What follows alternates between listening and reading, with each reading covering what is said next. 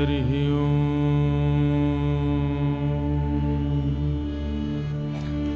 श्रीमते रामानुजाय नमः।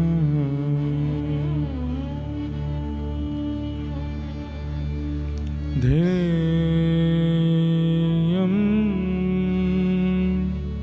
सदा परिभवग्नमभीष्टदोहम्।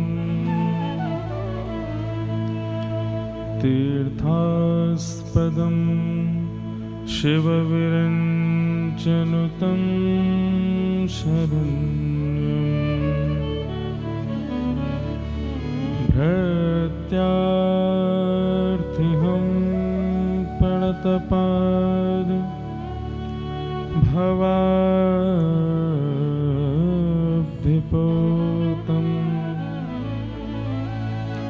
वन्दे महापुरुषते चरणारविन्दम्।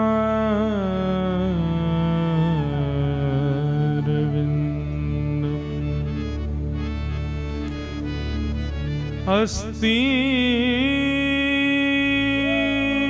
स्वस्तरुणीकराग्रविगलत् कल्पप्रसूनाप्लुतम्। वस्तु प्रस्तुतवेणुनादलहरी निर्वाणनिर्व्याकुलम्।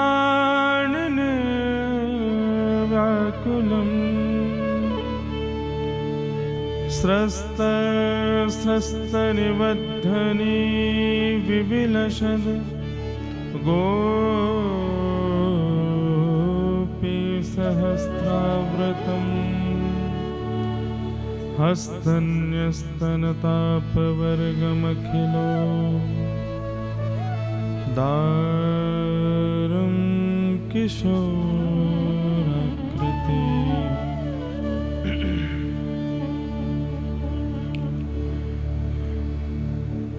लक्ष्मीनाथ समारंभा नाथयामुनमध्यमाम्। अस्मदाचार्यपर्यन्ताम्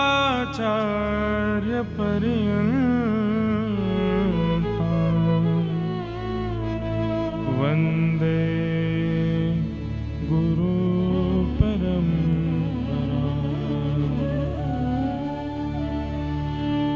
जय जय श्री राधारमण। जय जय नवल किशोर। जय गोपी चित चोर प्रभु। जय जय माखन चोर।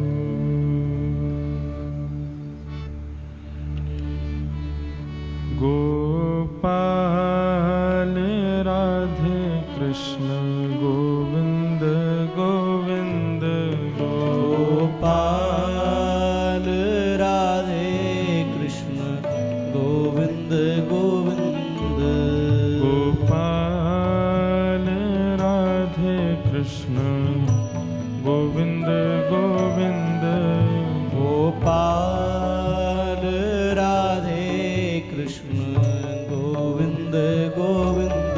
हे गोपाल राधे कृष्ण गोविंद गोविंद। हे गोपाल राधे कृष्ण गोविंद गोविंद। कृष्ण गोविंद गोविंद कृष्ण गोविंद गोविंद। कृष्ण गोविंद गोविंद कृष्ण गोविंद गोविंद। कृष्ण गोविंद गोविंद कृष्ण गोविंद गोविंद। कृष्ण गोविंद गोविंद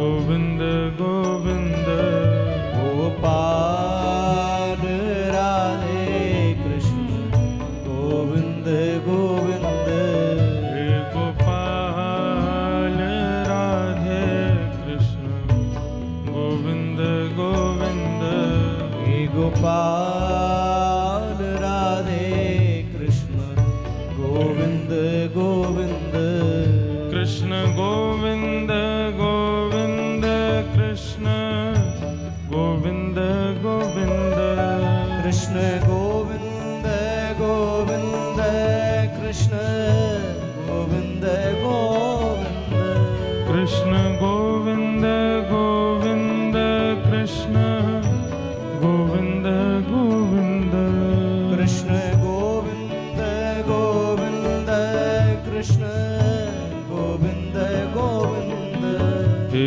गोपाल राधे कृष्ण गोविंद गोविंद हे गोपाल राधे कृष्ण गोविंद गोविंद हे गोपाल राधे कृष्ण गोविंद गोविंद हे गोपाल राधे कृष्ण गोविंद गोविंद ओ प्यारे मन मोहन मुरारी गिरधारी जी प्यारे मन मोहन मुरारी गिरधारी जी प्यारे मन मोहन मुरारी गिरधारी जी प्यारे मन मोहन मुरारी गिरधारी जी यशोदा के लाल सुध लेना हमारी भी यशोदा के लाल सुध लेना हमारी जी नंदजू के लाल सुध लेना हमारी जी नंदजू के लाल सुध लेना हमारी जी हे गोपाल राधे कृष्ण गोविंद गोविंद हे गोपाल राधे गोविंद गोविंद हे गोपाल राधे कृष्ण गोविंद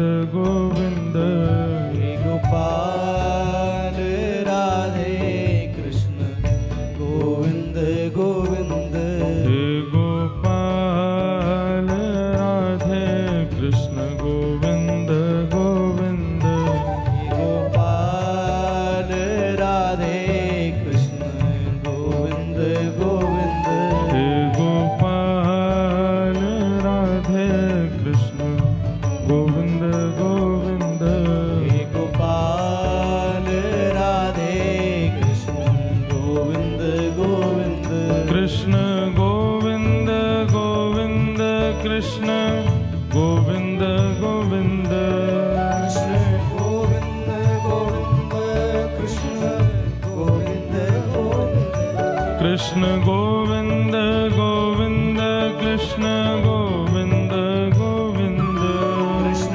गोविंद गोविंद कृष्ण गोविंद गोविंद हे गोपाल राधे कृष्ण गोविंद गोविंद हे गोपाल राधे कृष्ण गोविंद गोविंद हे गोपाल राधे कृष्ण गोविंद गोविंद हे गोपाल राधे कृष्ण गोविंद गोविंद हे गोपाल हे गोपाल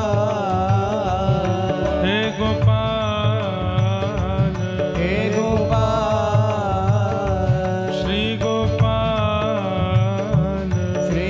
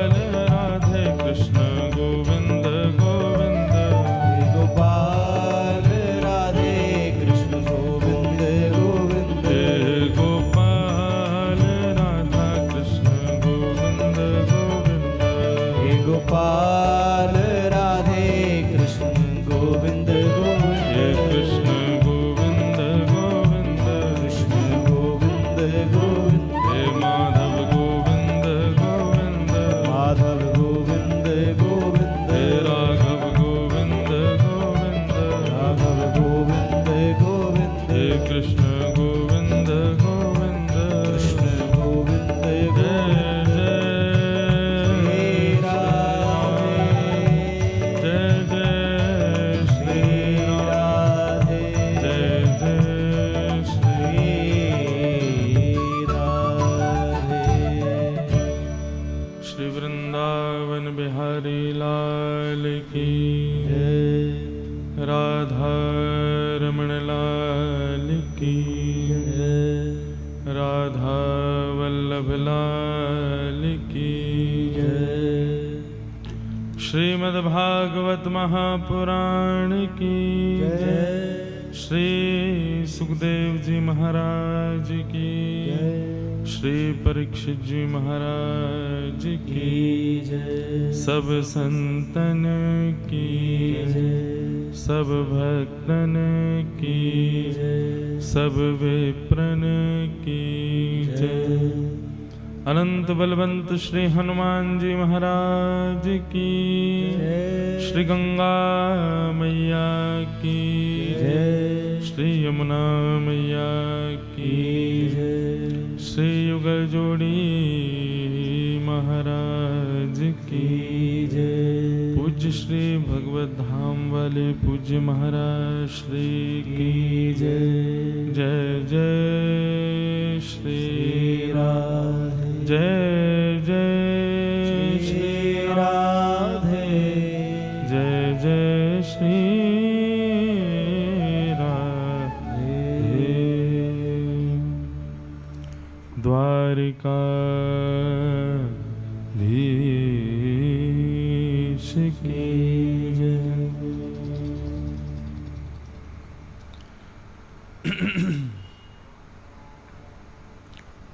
परम मंगल में परात्पर अखिलेश्वर अकारण करुणा वरुणालय भक्तवांछा कल्पतरु तड़िद्वित विनिंदित पीतांबरधारी श्री बाल कृष्ण लाल की शब्दमयी वाणीमयी वांगमयी प्रतिमूर्ति हम आप सब लोगों के मध्य में विराजमान श्रीमद् भागवत को बारंबार प्रणाम। उपस्थित समस्त संत वृंद, मंच पर विराजमान समस्त विप्रवृंद एवं श्रीमद् भागवत की संगीत सेवा में पधारे समस्त गंधर्वजन एवं आप सभी भाई बंधु मातृशक्ति सबको मेरा बहुत बहुत जय श्री कृष्ण, जय सिया राम, जय श्रीमन्नारायण। हाँ पुरवारे इनको साल भर एकादशी रहती है इसलिए आवाज नहीं निकलती। प्रेम से कहो जय श्री कृष्ण, जय सिया राम, जय श्रीमन्नारायण।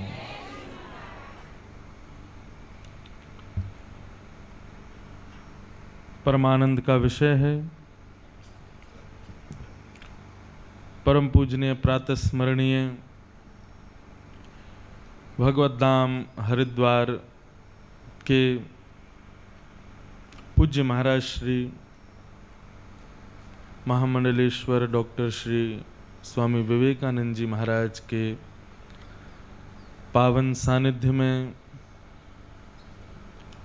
एवं उन्हीं के कृपा भाजन परम पूजनीय श्री रविंद्रानंद जी महाराज के पावन सानिध्य में एवं उनके गुरुदेव श्री युगल स्वरूप में विराजमान पूज्य महाराज जनों के मंगलमय आश्रय में आश्रित होकर के हम आप सब लोग वैदिक वांग्मय के सर्वोच्च सद्ग्रंथ को श्रवण कर रहे हैं। ये हमारा परम सौभाग्य है। आज इस मंगल में भागवत भागीरथी के तृतीय दिवस में हम लोग प्रवेश करते हैं। कल हम लोगों ने बड़े प्रेम और भाव से भागवत के मंगलाचरण को श्रवण किया था।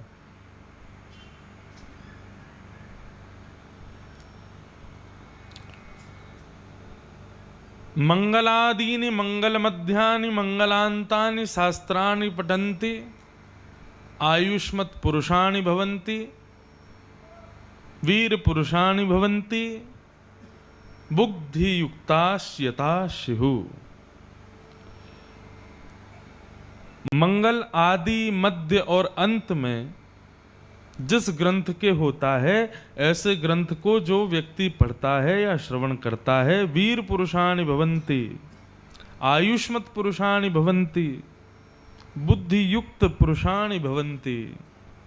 वो व्यक्ति पुरुष बुद्धि युक्त होता है, आयु युक्त होता है, आदि आदि भावों से युक्त वो व्यक्ति होता है। श्रीमद् भागवत में 3 बार सत्य की वंदना की गई है, प्रारंभ में, मध्य में और अंत में। सत्यम परम धीमहि कल हम लोगों ने सुना सबसे प्रारंभ में और फिर श्रीमद् भागवत के मध्य में जब श्री कृष्ण का प्रादुर्भाव होता है, वहां भी सत्य को वंदन करते हैं। सत्यम परम सत्यम सत्यम सत्यम 9 बार कहते हैं और अंत में भी सत्यम परम धीमहि कह के भागवत को विश्राम कहते हैं। परम सत्य जो परमात्मा है उसको हम वंदन करते हैं। भागवत सत्यात्मकम त्वाम शरणम प्रपन्ना। बंधुओं, धर्म के 4 चरण होते हैं, सत्य, दान, दया और पवित्रता। हर युग में धर्म का एक चरण कट जाता है। हर युग का प्रारंभ होते ही धर्म अपने एक चरण से विमुख हो जाता है। कलयुग आते आते स्थिति ये होती है कि कलयुग आते ही धर्म का एक ही चरण रह जाता है। मतलब सत्य, दान, दया, पवित्रता में से पवित्रता चली जाती है, दया चली जाती है, दान चला जाता है और केवल एक चरण धर्म का बचता है और वो है सत्य। घनघोर कलकाल जब प्रारंभ होगा तब सत्य भी खत्म हो जाएगा। आज जबकि झूठ बोलने वालों की कोई कमी नहीं है दुनिया में, बहुत झूठ बोलते हैं लोग। कई लोग ऐसे हैं वो जी ही झूठ में रहे हैं। कई लोग ऐसे हैं संपूर्ण जीवन अपना निकाल देते हैं झूठ बोलते बोलते। उनका सत्य उनके जाने के बाद पता चलता है, अरे बाप रे, ये जीवन भर ऐसे ही हमको बताते रहे। भले ही हम बोलते झूठ हों तो फिर धर्म कैसे बचा हुआ है? जब धर्म का चरण तो सत्य है, तो भले ही हम बोल झूठ रहे हों, कहते झूठ हों, पर सुनते सत्य हैं। हम भले ही झूठ का आश्रय लेकर के कुछ अपनी बात को प्रस्तुत करते हों, लेकिन जब सुनने की बात आती है सत्य ही सुनना चाहते हैं। चोर चोरी करता है, 4 मित्रों के साथ चोरी करने के बाद में जब धन को ले जाता है तो वो चोर भी कहता है कि अब नीति से 4 को बांट लो, जितना जिसका हिस्सा होना चाहिए उतना उसको बांट लो। कहीं ना कहीं तो सत्य एग्जिस्ट करता है, कहीं ना कहीं तो सत्य विद्यमान है हमारे भीतर। हम भले ही बोलते ना हों लेकिन सुनते तो हैं, सुनना तो चाहते हैं। जिस दिन इतनी बुरी स्थिति हो जाएगी, ना तो झूठ बोला जाएगा और ना झूठ सुना जाए, ना सत्य सुना जाएगा, ना सत्य कहा जाएगा, ना सत्य सुना जाएगा, उस स्थिति में घनघोर कलकाल प्रारंभ होगा। और एक बात कह दें, सत्य क्या है? ठाकुर जी की सत्संग, ठाकुर जी की कथा, ठाकुर जी की चर्चा, ये सब सत्य स्वरूप है। जिस दिन यहां आना लोग बंद कर देंगे, जिस दिन यहां पर जो आप लोग थोड़े बहुत अभी बैठे हो, इतनी भी स्थिति नहीं बन पाएगी जिस समय पर, समझ लेना उस दिन घनघोर कलिकाल आ गया। आज भी महाराज कथा जब होती है तो आपके यहां तो चलो इतना नहीं है, लेकिन कई जगह ऐसे ऐसे लोग प्रलोभन रख देते हैं कथा में। कथा में आने वालों को प्रसाद मिलेगा, कथा में आने वालों को भरपेट भोजन भंडारा होगा कथा के बाद, तो लोग उस बहाने से आ जाते हैं, चलो कोई नहीं, आज शाम को भोजन वहीं कर आएंगे और कथा भी सुनाएंगे लगे हाथ। कथा बहाना बन जाता है, मुख्य उद्देश्य भोजन प्रसादी प्राप्त करना आदि आदि वस्तुओं को ग्रहण करना हो जाता है। जिस दिन दुनिया भर के प्रलोभन भी काम नहीं आएंगे, सत्संग में जाने वालों को आज भी पागल कहा जाता है, लेकिन आने वाले समय में तो पूर्ण रूपेण पागल घोषित कर दिया जाएगा। ऐसी स्थिति में कलिकाल प्रारंभ होगा, घनघोर कलिकाल। तो हमने कल 3 श्लोकों में श्रीमद् भागवत के मंगलाचरण को श्रवण किया। सौनकादि ऋषि नैमिषारण्य क्षेत्र में विराजमान हैं और उन्होंने सूत जी महाराज से 6 प्रश्न किए। इन 6 प्रश्नों में ही अब भागवत की कथा चलेगी। 6 प्रश्न करने के बाद सूत जी महाराज अपने गुरुदेव को वंदन करते हैं। यम प्रव्रजन्तमनुपेतमपेत कृत्यम द्वैपायनो विरह कातर आजुहाव पुत्रेति तन्मयतया तर्वोऽभिनेदु तं सर्वभूत हृदयं मुनिमानतोऽस्मि। बहुत ध्यान से सुनिएगा बंधु, गुरु कौन होता है? कोई व्यक्ति है, कोई पुरुष है, कोई इंसान है, किसी का बेटा है, किसी का पति है, किसी का पुत्र है, आदि आदि भावों में गुरु को कभी भी आंकना नहीं चाहिए। सबसे पहली बात तो गुरु के प्रति देह बुद्धि कभी मत रखना कि वो देह है। हमारे यहां मैथमेटिक्स में पढ़ाया जाता था प्रोबेबिलिटी, है ना, उसमें हमको एज्यूम करना पड़ता था। ठीक वैसे ही गुरु भले ही देह में है, लेकिन एज्यूम करो कि नहीं, वो उनका हमारी जैसा हार्ड मांस नहीं, हमारे जैसा देह नहीं है। देह को गुरु मत मानना। दूसरी बात, किसी जाति को, किसी के अन्य भावों को गुरु रूप में स्वीकार मत करना। और सबसे बड़ी बात कहूं तो गुरु को प्रभाव देख करके मत बनाना, गुरु को स्वभाव देख करके बनाना। आजकल स्थिति थोड़ी बदल गई है हम कलिकाल के लोगों की। कलयुग के लोग उसको गुरु बनाते हैं जहां पे प्रभाव ज्यादा दिख रहा हो। ओ महाराज, भीड़ समा नहीं रही है, महाराज जी में लद गए लोग, 4 बॉडीगार्ड महाराज जी के संग चल रहे हैं, पुलिस सिक्योरिटी लेकर के चल रही है। आहा, ये प्रभावशाली है और उनको हम गुरु बना लेते। कभी दत्तात्रेय के 24 गुरुओं का वर्णन सुनने का अच्छा हो ना, तो दत्तात्रेय ने 24 गुरु बनाए, लेकिन 24 गुरुओं को बनाते हुए दत्तात्रेय जी महाराज अंत में कहते हैं कि मैंने किसी को भी ना उसके प्रभाव से गुरु नहीं बनाया। मैंने कबूतर को भी गुरु बनाया, मैंने मधुमक्खी को भी गुरु बनाया, मैंने छोटे बालक को भी गुरु बनाया। और इन सबको गुरु बनाने का मतलब श्री दत्तात्रेय जी कहते हैं मैंने उनके स्वभाव को गुरु बनाया। गुरु स्वभाव का नाम है, गुरु शब्द का नाम है। और एक बात कहूं अंतिम, गुरु समाधान का नाम है। जो समाधान कर दे हमारी क्रियाओं का, हमारे भावों का, वो गुरु है। गुरु को कभी देह में मत आंकना कि वो देह है। और 3 बात याद रखना, गुरु वही जो हरीसों में लावे, पहली बात। गुरु वही जो सद्मार्ग दिखावे, दूसरी बात। और गुरु वही जो वृंदा विपिन बसा दे, वो गुरु। गुरु कौन? वो गुरु श्रेष्ठ नहीं जो ठाकुर जी को पीछे रखे, स्वयं को आगे रखे। पहले मुझे वंदन करो, फिर ठाकुर जी को वंदन करना।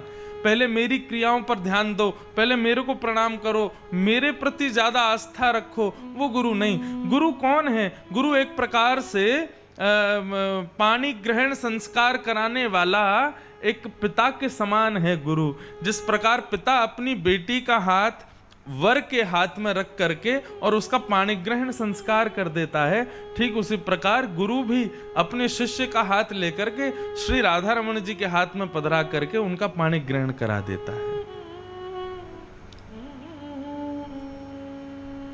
ये गुरु का लक्षण होना चाहिए। और गुरु शिष्यों को खुद से ही पानी ग्रहण करवाता डोले, वो गुरु श्रेष्ठ नहीं है। गुरु वही जो हरि सो मिलावे। गुरु कौन है? एक प्रकार का बिचौलिया है। दो संबंधियों को मिलवा दिया, उसके बाद में सियाराम चले गए वहां से। गुरु वही जो हरि से मिलावे। और दूसरी बात, गुरु वही जो सद्मार्ग दिखावे। गुरु से जिज्ञासा करने पर, गुरु से किसी प्रकार के प्रश्न करने पर वो गुरु श्रेष्ठ नहीं जो क्रोधित होकर के तुमको खड़ी खोटी सुनावे। गुरु कौन? जो तुम्हारे बिगड़े स्वरूप को देख करके, तुम्हारे दूषित स्वभाव को देख करके तुमको सुधारने का भाव रखे, वो गुरु। मैंने अंगुली माल का कल प्रसंग सुनाया तो बुद्ध ने क्या कहा था वहां पर कि हम बुद्ध कब कहलाएंगे? जब हम अंगुली माल को बदल दें। हम केवल माला पहनने के अधिकारी नहीं हैं। केवल माला पहनाओ और हमको लिफाफा दो, केवल इसी तक सीमित रहने पर हम गुरु नहीं हैं। हमारा कर्तव्य बनता है, हमारा दायित्व बनता है कि सामने बैठा व्यक्ति जो है उसकी मति बुद्धि श्रेष्ठ होनी चाहिए। एक बात कहूं, हम कथा सुनाते हैं, हजारों लोग कथा में आते हैं, लेकिन बंधुओं जब कथा सुनकर के व्यक्ति चला जाता है और उसके बाद भी उसके जीवन में कोई परिवर्तन नहीं दिखता ना, मुझे बड़ा भय लगता है फिर। क्यों? क्योंकि ठाकुर जी मुझसे ना सारा हिसाब लेने वाले हैं। जब संसार से हम जाएंगे तो ठाकुर जी हिसाब लेने वाले हैं। हाँ भाई, तुमने हजारों लोगों को 4-4 घंटे तुमने जो है बैठा करके सबको कथा सुनाई, बदले कितने लोगों का जीवन बदला? ठाकुर जी एक एक का हिसाब लेने वाले हैं मुझसे। तो इसलिए तो मैं तो बड़ा कभी कभी चिंता में आ जाता हूं कि लोग आज भी वैसे ही हैं। इतनी कथा सुनने के बाद भी इसके हृदय में ये परिवर्तन नहीं आया। गुरु कौन है? गुरु वही जो सद मार्ग दिखावे, पथ प्रदर्शक होता है गुरु। और तीसरी बात, गुरु वही जो वृंदा विपिन बसा दे, वृंदावन में बसा दे। देह से कहीं भी रहो, दिल्ली रहो, मुंबई रहो, चेन्नई रहो, अमेरिका रहो, कनाडा रहो, लंदन में रहो, ऑस्ट्रेलिया में रहो, लेकिन गुरु यदि आपके श्रेष्ठ हैं तो देह कहीं भी रहेगा लेकिन चित्त सदा वृंदावन में रहेगा। जय जय राधा वल्लभ लाल, मन रखियो अपने चरणन में, मन रखियो अपने चरणन में, तन रखियो श्री वृंदावन में। हमारे यहां जो ये वानप्रस्थाश्रम की जो प्रथा बताई ना कि एक उम्र होने पर व्यक्ति को वानप्रस्थी हो जाना चाहिए, घर छोड़ करके वन में चले जाना चाहिए, मुझे लगता है कि आज ये संभव नहीं है। आज व्यक्ति सबका त्याग करके वन में नहीं जा सकता। इसलिए क्या करे, भले शरीर से त्याग ना करे, संसार का, अपने परिवार का, मन से त्याग कर दे और मन से वृंदावन चला जाए। रैदास जी के प्रसंग में आता है, श्री रैदास जी महाराज कैसे रहते थे पता है? रैदास जी की कुटिया थी।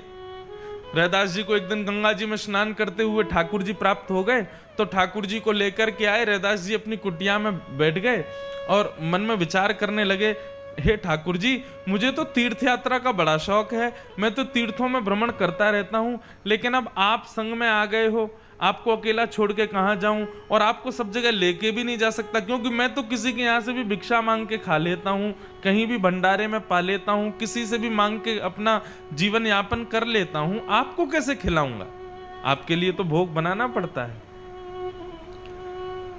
तो रैदास जी ने क्या किया, बोले कि आज से तीर्थ यात्रा बंद, शरीर की बंद कर देता हूं, मन की शुरू कर देता हूं। और श्री रैदास जी ने अपनी कुटिया के कोनों को ही बदल दिया।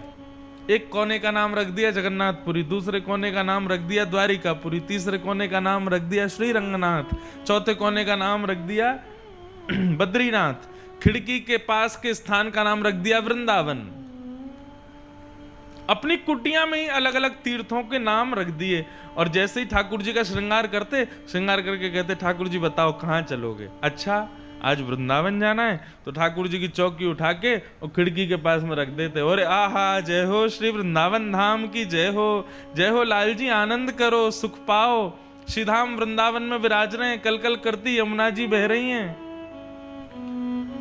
दूसरे दिन श्रृंगार करते, लाल जी आज कहां विराजोगे? अच्छा चलो द्वारिकापुरी चलते हैं, तो चौकी उठाते और एक कोने में ले जाके रख देते, वो द्वारिकापुरी। देखो ठाकुर जी कितनी सुंदर समुद्र की लहरें उठ रही हैं, क्या पवन बह रही है, सब लोग द्वारिका मां कौन छे कह करके गा रहे हैं, आनंद कर रहे हैं, बोले राजाधिराज महाराज की जय। रैदास जी ऐसे करते। स्थिति ये हो गई थी श्री रैदास जी की सेवा की कि रैदास जी अपने ठाकुर जी को लेकर के यदि बद्रीनाथ जाते थे, ठाकुर जी चलो आज बद्रीनाथ चलते हैं, और चौकी उठा के जैसे ही बद्रीनाथ में रखते और अपने नेत्र बंद करके भाव गाने लगते, आहा हिमालय की सुंदर पर्वत हैं, सुंदर सुंदर बर्फ जमी है, बढ़िया ठंडी व्यार बह रही है नाथ जी। रैदास जी अपने मन में चिंतन करके ठाकुर जी को जिस तीर्थ में ले जाते अपनी कुटिया में, उनके गांव का मौसम वैसा ही हो जाता था। स्थिति ये हो गई कि महाराज जेठ के महीने में और रैदास जी के गांव के लोग सॉल पहन करके घूम रहे हैं, और कोई पूछता है अरे भैया जेठ का महीना तुम्हारे यहाँ इतनी ठंड क्यों पड़ रही है? बोले आज रैदास जी अपने ठाकुर जी को बद्रीनाथ ले गए, इसलिए आज बद्रीनाथ का मौसम प्रकट हुआ है। गुरु कौन? जो वृंदा विपिन बसावे। हमारा देह हापुड़ में है, लेकिन चित्त वृत्ति कहां है? वास्तव में चित्त वृत्ति जहां है, देह वहीं है। और देह वृंदावन में, लेकिन चित्त वृत्ति कहीं और है। तो ऐसे वृंदावन में रहते हुए भी आप वृंदावन में नहीं हो। गुरु हमारे देह को नहीं सुधारता, हमारे चित्त को सुधारता है, हमारी वृत्ति को सुधारता है। इसलिए बंधुओं, आज के बाद गुरु रूप नहीं, गुरु स्वरूप नहीं, गुरु शरीर नहीं, गुरु देह नहीं, गुरु कौन? गुरु स्वभाव है, गुरु शब्द है, गुरु एक पथ है, उसके आश्रित हो जाओ।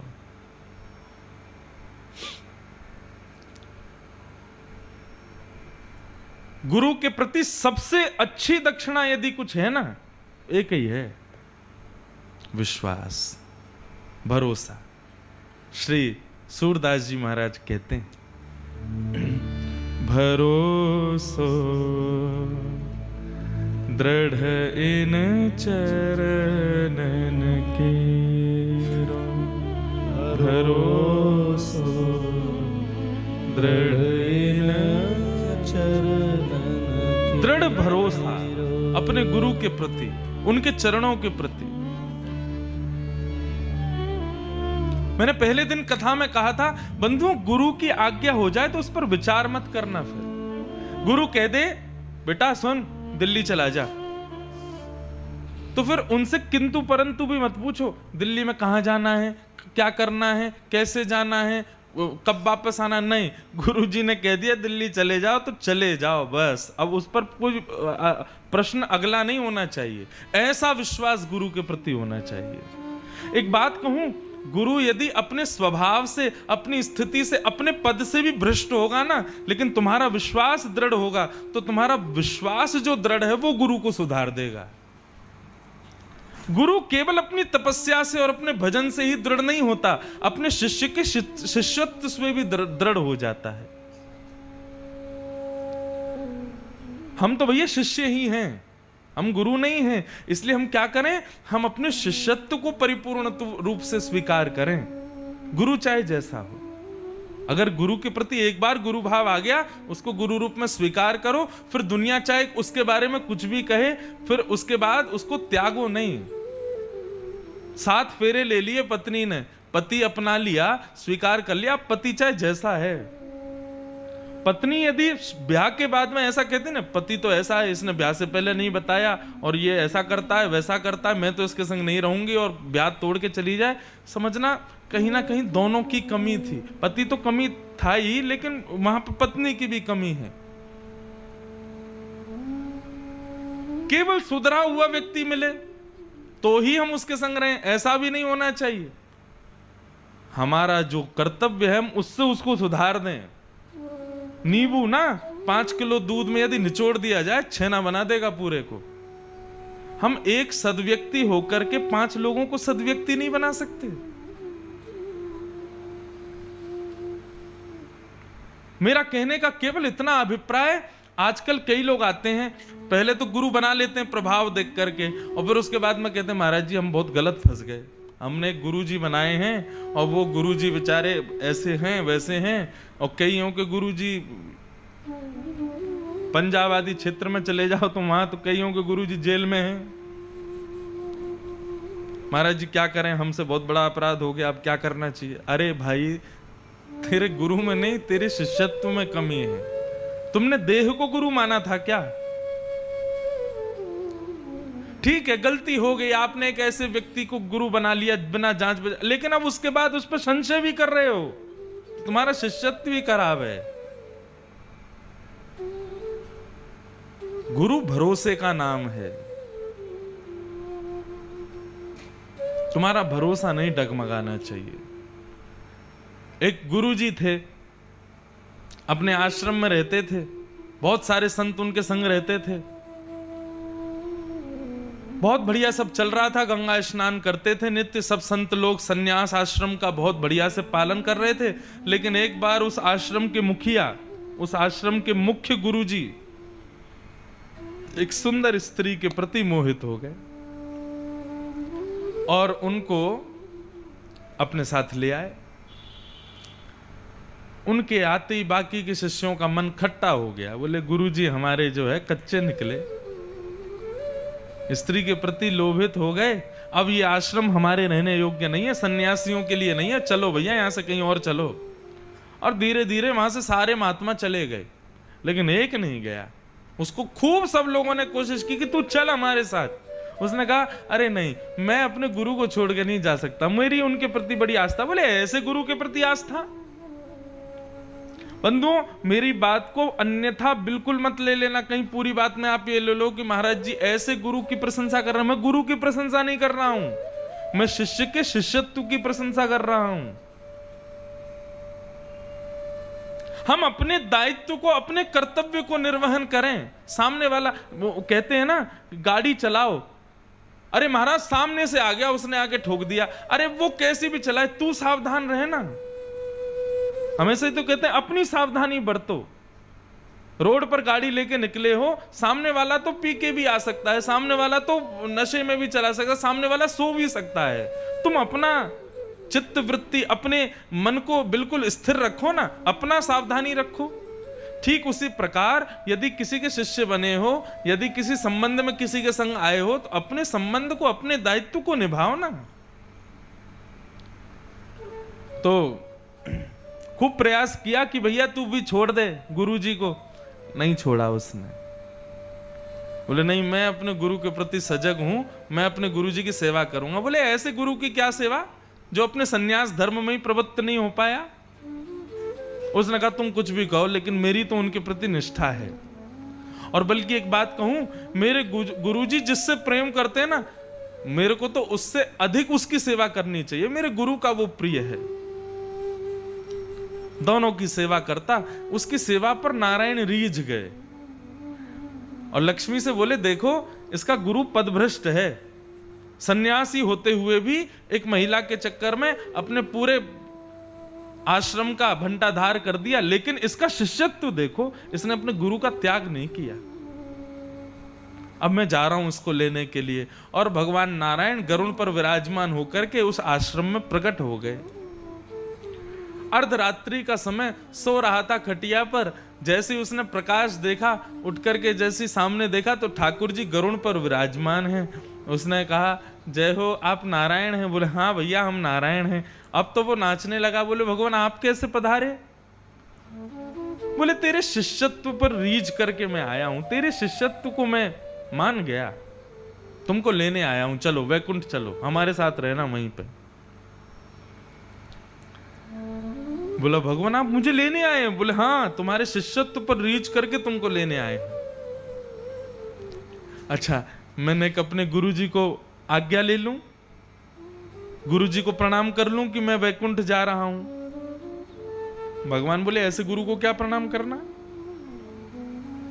उसको प्रणाम करने की कोई जरूरत नहीं, बैठ जाऊं यहीं पे। बोले नहीं नहीं भगवान, आपने कहा आप मेरे शिष्यत्व पर रीझ करके आए हो, लेकिन वो शिष्यत्व जिनके प्रति है उनको तो मैं प्रणाम करूंगा ना, उन्हीं की कृपा से आप आए हो, एक बार मुझे प्रणाम करके उनसे आज्ञा लेने दो। भगवान बोले जल्दी करो, जाओ पूछ लो, आज्ञा ले लो। आधी रात का समय, गुरुजी सो रहे थे, जाके गेट खटखटाया, गुरुजी उठ गए। बोले क्या बात है चेला राम, क्या बात है? बोले भगवान आपके प्रति जो मेरा शिष्यत्व है ना, उस पर रीझ करके नारायण मुझको वैकुंठ ले जाने के लिए आए हैं। भगवान बोले नारायण आए हैं? कहाँ हैं? बोले बाहर आंगन में देखिए गरुड़ जी खड़े हैं, शंख चक्र गदा पद्मधारी चतुर्भुज नारायण खड़े हैं। गुरुजी ने झांक करके बाहर देखा तो कुछ दिखाई नहीं दिया। बोले मुझे तो कुछ नहीं दिख रहा। बोले अरे गुरुजी वहीं तो खड़े हैं। बोले तू नारायण भगवान से कह के आ, मुझको दिखाई दें तब मैं आज्ञा दूंगा। दौड़ करके भगवान के पास गया। बोले भगवान मेरे गुरुजी को आप दिखाई नहीं दे रहे। बोले इसलिए नहीं दिख रहे क्योंकि तेरा गुरु जो है वो पदभ्रष्ट है, ऐसे लोगों को मेरा दर्शन नहीं होता। शिष्य बोला मेरे गुरुजी को दिखेंगे नहीं तो वो आज्ञा देंगे नहीं, और वो आज्ञा देंगे नहीं तो मैं जाऊंगा कैसे? आप कृपा कर दीजिए मेरे गुरुजी को दिखाई दे जाइए। भगवान बोले ठीक है, तू कहता है तो दिख जाता हूं। ठाकुर जी प्रकट हो गए, गुरुजी को दर्शन हो गया। शिष्य दौड़ा दौड़ा गया। बोले भगवान देखिए भगवान खड़े हैं, अब आज्ञा दे दीजिए। गुरुजी आज्ञा देते देते रोने लगे। बोले बेटा तू चला जाएगा मैं कैसे रहूंगा? गुरुजी क्या करूं बताओ? ठाकुर जी खड़े हैं। बोले ठाकुर जी से कह दे मुझे भी ले चले। अब तो शिष्य और प्रसन्न हो गया। बोले कि अब तो मैं बहुत आनंदित हो जाऊंगा। गुरुजी आप मुझे वैकुंठ में भी मिलोगे, वहां भी आपकी खूब सेवा करूंगा। मैं रुकिए अभी बोल के आता हूं ठाकुर जी से। ठाकुर जी के पास गया। भगवान बोले भाई कितनी देर लगाएगा, जल्दी चल। बोले वो मैं ये कहने आया था कि गुरुजी को भी ले चलो। ठाकुर जी बोले देख तेरे कहने से हमने उनको दर्शन दे दिया, लेकिन ये अब इससे आगे कुछ नहीं होगा, उनको नहीं लेके जाऊंगा, तेरे को चलना है, जल्दी बैठ। बोला उनके बिना मैं नहीं जाऊंगा, मेरे गुरुजी जाएंगे तो मैं वैकुंठ जाऊंगा, नहीं तो मैं नहीं जाऊंगा। आपको मैंने बुलाया नहीं है इसलिए आपको मैं प्रणाम करता हूं, आप चले जाओ, मुझे वैकुंठ नहीं जाना, लेकिन मैं गुरुजी का त्याग नहीं करूंगा अपने। अगर जाऊंगा तो गुरुजी को संग लेके जाऊंगा। ठाकुर जी और रीझ गए उसके शिष्यत्व पे। बोले अच्छा ठीक है भाई, इतना दृढ़ है, तेरी वजह से तेरे गुरु को वैकुंठ मिलेगा, नहीं तो उसने तो कुछ ऐसा अच्छा किया नहीं है, चल जा बुला ला गुरुदेव को। अब तो वो इतना खुश नाचता हुआ गया। बोले गुरुजी जल्दी चलो, वैकुंठ जाना है। जैसे गुरु चेला दोनों वैकुंठ के लिए निकलने लगे तो वो जो माता जी आई हुई थी आश्रम में वो रोने लग गई। बोले आप चले जाओगे तो मैं कहाँ रहूंगी, मुझे भी ले चलो। गुरु जी बोले चेला राम। बोले हाँ गुरु जी। बोले ठाकुर जी से कह दो गरुड़ जी में एक और जगह बची हो तो इनको भी ले चलें। जी गुरु जी अभी जाता हूं। दौड़ करके गया। भगवान नेक आगे किसको? बोले क्यों? बोले वो गुरु माँ भी चलेंगी हमारी। भगवान बोले उसको तो बिल्कुल नहीं लेके जाऊंगा मैं। कितने सन्यासियों का बेचारों का आश्रम छुड़वा दिया, एक गुरु का एक सन्यासी महात्मा का पूरा जीवन बर्बाद कर दिया, उस कन्या को लेके जाऊंगा मैं वैकुंठ? चेला बोला तो वो नहीं जाएंगे तो गुरुजी नहीं जाएंगे, गुरुजी नहीं जाएंगे तो मैं भी नहीं जाऊंगा।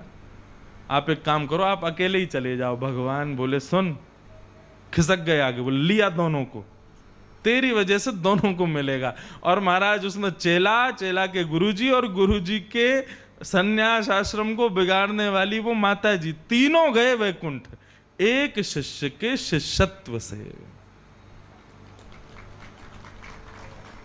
इसलिए भैया, गुरु कोई देह नहीं है, गुरु कोई शरीर नहीं है, गुरु कोई व्यक्ति नहीं है। गुरु आपका भरोसा है, आपका विश्वास है। सूरदास जी की इन पंक्तियों को जरूर गाइए। भरोसो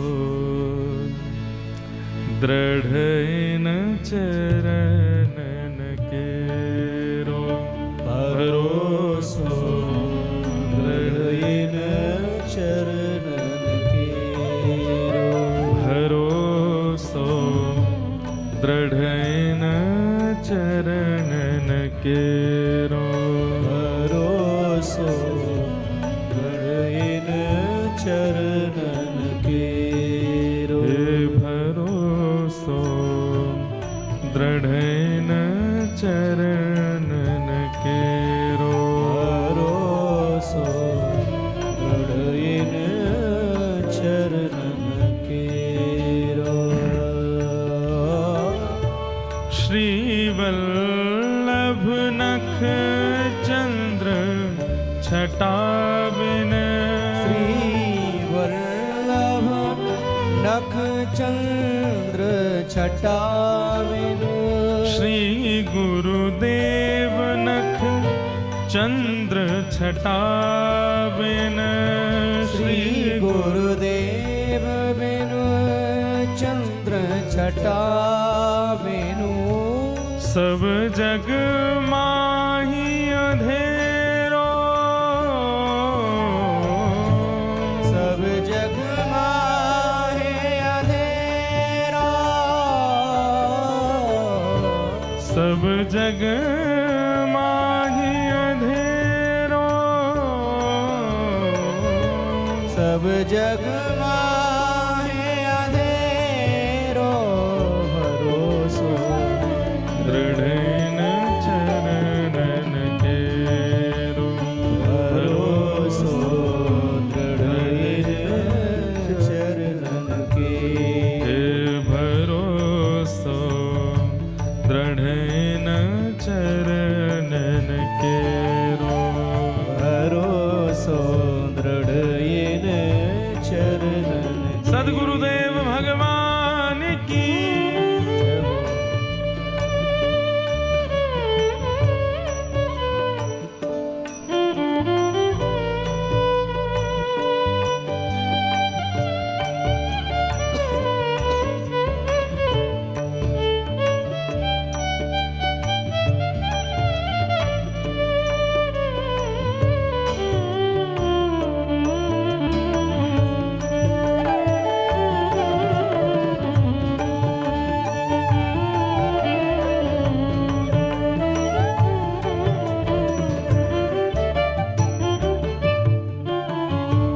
साधन और नाही आकली में, साधन और नाही आकली में। सूरदास जी कह रहे हैं, इस कलिकाल से निवृत्त होने का, इस कलकाल को पार करने का भरोसे के अलावा और दूसरा कोई साधन नहीं है।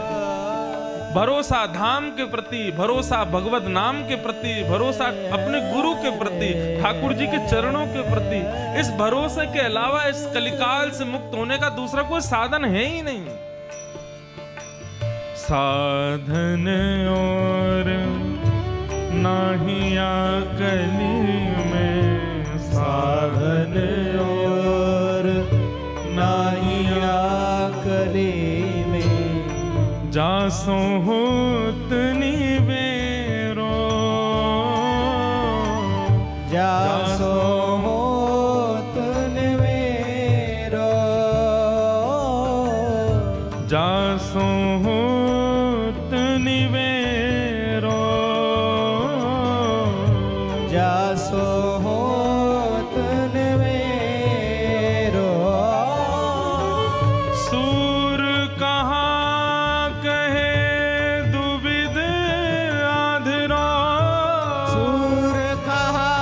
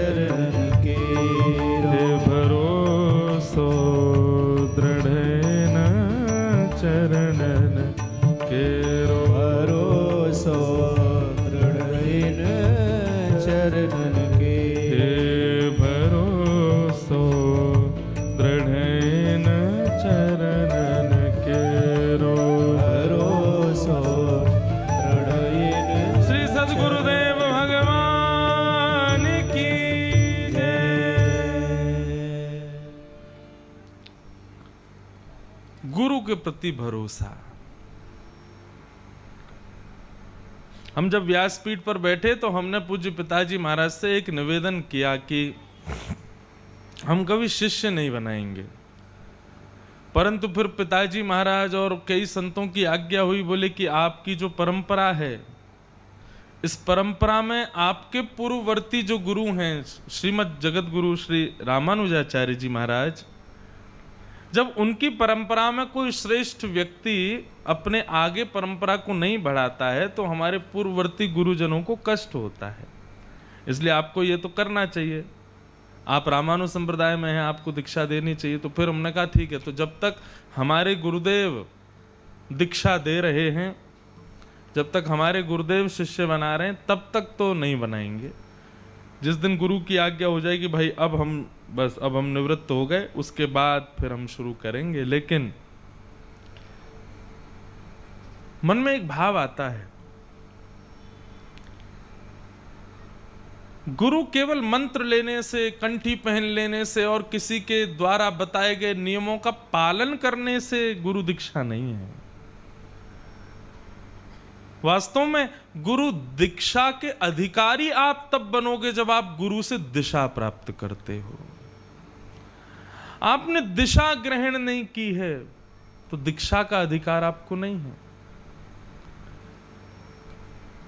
कई युवा आते हैं, कई लोग आते हैं दीक्षा लेनी है, तो मैं तो उनसे केवल इतना कहता हूं, दीक्षा का अभी मैं अपने आप को अधिकारी नहीं मानता, बाद में कभी होगी तो देंगे, थोड़े वयोवृद्ध से हो जाएं फिर देंगे, लेकिन तब तक क्या करो, दिशा लो। कथाओं के माध्यम से इतने सारे भाव बताए जाते हैं, उनको जीवन में उतार लो, उससे बढ़िया गुरु दीक्षा क्या होगी। और एक बात कहूं, सबसे बढ़िया गुरु कौन है संसार में? कृष्णम वंदे जगत गुरुम। ये सारे विश्व के गुरु हैं, ये जगत गुरु हैं, इनसे बढ़िया कोई गुरु नहीं। मैं ठाकुर जी से संबंध बनाने की जब बात आती है ना, मेरे को दो संबंध सबसे बढ़िया लगते हैं, या तो सखा का और या फिर गुरु का। ठाकुर जी को या तो अपना गुरु मान लो या फिर उनको अपना सखा मान लो। ये दो संबंध अति प्रिय हैं। अर्जुन के भगवान गुरु भी हैं और अर्जुन के भगवान सखा भी हैं। इन्हीं को गुरु बना लो, इन्हीं को सखा बना लो, फिर संसार रूपी महाभारत युद्ध के तुम विजेता बन जाओगे। ये जिता देंगे आपको। तो ऐसे गुरु को वंदन किया गया। सूत जी महाराज अपने गुरुदेव श्री सुखदेव जी महाराज को वंदन करते हैं और वंदन करते हुए फिर कथा कहना प्रारंभ करते हैं। बहुत सुंदर बात कहते हैं यहां पर कि धर्म स्वनिष्ठितः पुंसाम विश्वक्षेण कथा सुयः नोत्पादे दधिरतिम श्रमये वै केवलम। सूत जी महाराज कहते हैं बहुत सुंदर बात, जानने योग्य, समझने योग्य और सदैव स्मृति में रखने योग्य बात। हमारे द्वारा किए गए जितने भी व्रत हैं, अनुष्ठान हैं, नियम हैं, तीर्थ यात्रा है, नाम जप है, ये आदि आदि भगवत प्राप्ति के जितने भी साधनों को हम अपनाते हैं या उनको करते हैं, एकादशी के व्रत के रूप में, सोमवार के व्रत के रूप में, तीर्थ यात्राओं के रूप में, गंगा दशहरा में गंगा स्नान के रूप में, यम द्वितीया के रूप में श्री यमुना जी के स्नान के भाव से संतों को प्रणाम आदि करना, ये जितने भी हम धर्म कर्म के काम करते हैं, इन सबको ठाकुर जी स्वीकार करते हैं। ये मुझे कैसे पता चले? मैंने शंकर जी पर हर सोमवार बिल्वपत्र चढ़ाया, हर मंगलवार हनुमान जी पर चोला चढ़ाया, हर शनिवार शनि महादेव के ऊपर जाकर के तेल चढ़ाया। ये इतने सब नियम मैंने सब किए। नवरात्रि के दिनों में मैंने वो दुर्गा सप्तशती का पाठ कराया, परंतु मेरे द्वारा की गई जितनी भी क्रियाएं हैं सबको ठाकुर जी ने स्वीकार किया है। ये कैसे पता चले? हम जितने लेटर भेज रहे हैं वो सामने वाले को मिल भी रहे हैं कि नहीं, ये कैसे पता चले? हम जितने मैसेज कर रहे हैं सामने वाला उसको पढ़ भी रहा है कि नहीं, ये कैसे पता चले? तो उसी प्रकार ये जितने धर्म कर्म की क्रियाएं हैं ठाकुर जी ने उन पर दृष्टि डाली है, उनको स्वीकार किया है, ये कैसे पता चले? तब उसके लिए श्री सूत जी महाराज कहते हैं बहुत सुंदर बात। वो कहते हैं नोत्पादये दधिरतिम श्रम एव ही केवलम। कहीं कोई विद्वान व्यक्ति, कहीं कोई भावयुक्त व्यक्ति, कहीं कोई रसयुक्त व्यक्ति बैठ कर के प्रवचन कर रहा हो और आप जाकर के सुनते सुनते आनंदित होने लग जाओ, उसमें तुम्हारी रति हो जाए, समय का पता ना चले, आसन में एक में बैठे हो उसका भी भान ना लगे, भूख प्यास सबसे निवृत्त हो जाओ और तल्लीन होकर के उसके भावामृत को, उसके रसामृत को सुनने लग जाओ, उसमें तुम्हारी रति होने लग जाए, तो समझना भगवत लीलाओं में रति होने का मतलब है कि आपके द्वारा की गई समस्त क्रिया, व्रत, अनुष्ठान सबको ठाकुर जी ने स्वीकार किया है। और यदि आप किसी के सत्संग में गए और वहां जाकर के आप बार बार फोन देख रहे हो, व्हाट्सएप खोल रहे हो, पानी की इच्छा हो रही है, कोई चाय पिवा जाए ये इच्छा हो रही है, कभी यूं बैठ रहे हो, कभी ऐसे बैठ रहे हो, कभी पैर फैला के बैठ रहे हो, कभी मन हो रहा है नेक बाहर घूम घाम के आ जाएं, फिर आके बैठ जाएंगे, कब बजेंगे 6, कब जाएंगे महाराज जी, ऐसी स्थिति बार बार। ये उच्चाटन यदि कथा में, सत्संग में या किसी भाव रसिक के सुंदर भावों को सुनने में यदि उच्चाटन बना हुआ है, कौन क्या पहन के आया है, कौन कैसे आया, इसकी सॉल कितनी महंगी है, इसका चश्मा कितना बढ़िया वाला है, इसका परफ्यूम कैसा है, इसके इत्र की सुगंधी कैसी है, इन सब चीजों में तुम्हारा मन यदि भटक रहा है सत्संग में बैठ के भी, तो समझना आपके द्वारा किए गए व्रत, अनुष्ठान, नियम, जप आदि जो कुछ भी हैं वो सब केवल श्रम एव ही केवलम, वो केवल आपके द्वारा की गई व्यर्थ की मेहनत है। ठाकुर जी ने उसको स्वीकार नहीं किया।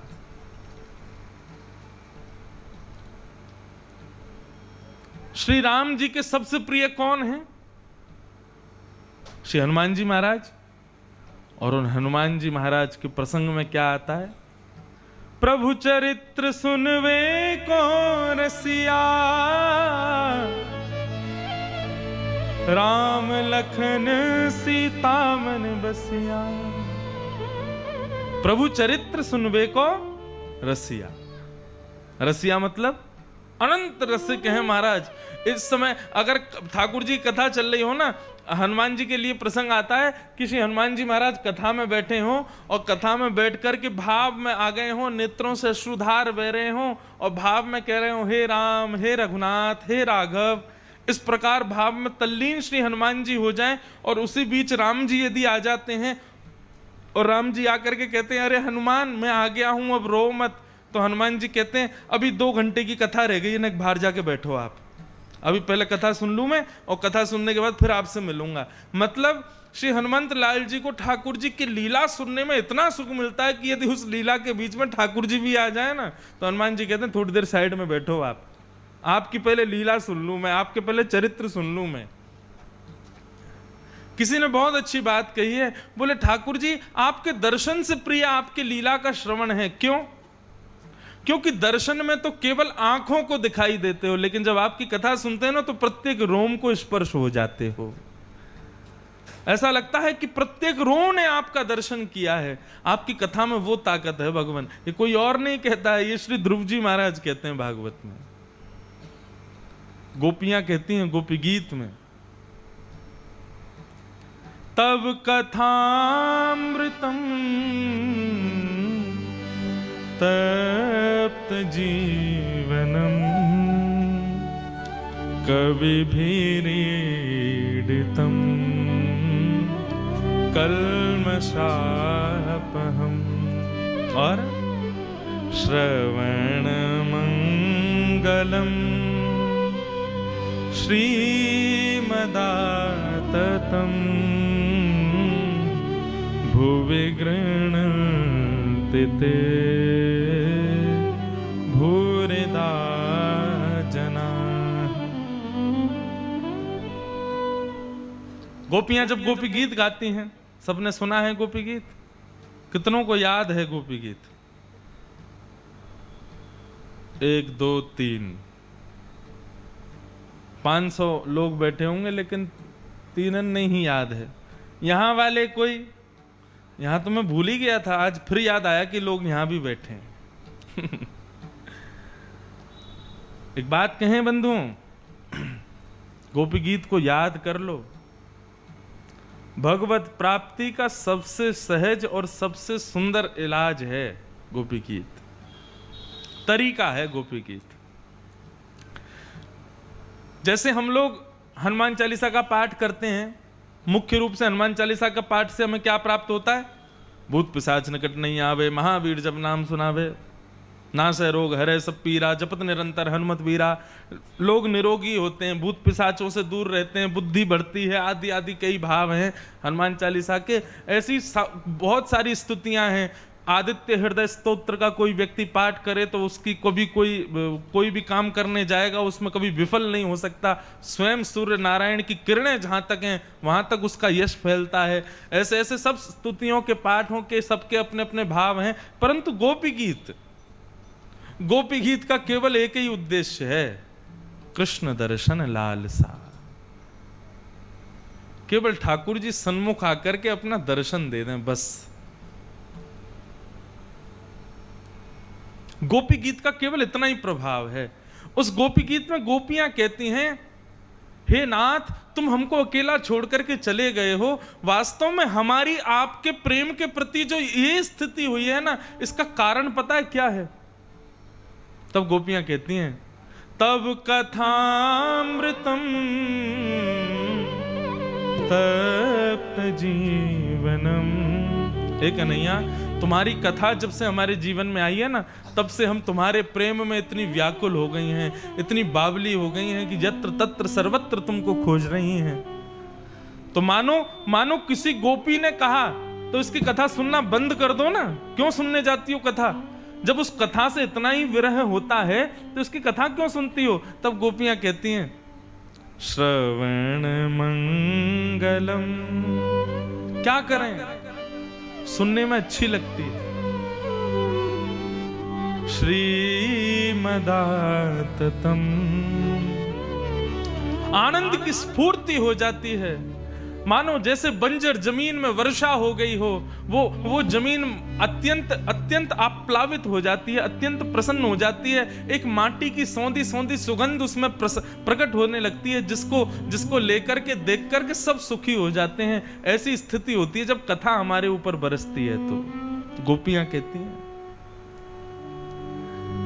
इतनी सब बातें मैंने क्यों कही कि यदि कथा सुनने में किसी व्यक्ति की रति नहीं हुई है, लेकिन ठाकुर जी के बाकी की सारी क्रियाओं में वो खूब रज रज के आगे बढ़ रहा है, और खाटू श्याम जा रहा है नित्य दर्शन करने, हनुमान जी पर चोला चढ़ा रहा है महंगा वाला, और गंगा जी स्नान करता है, यमुना जी स्नान करता है, बद्रीनाथ, केदारनाथ, गंगोत्री, यमुनोत्री, सब जगह घूमने में कोई कसर नहीं छोड़ता,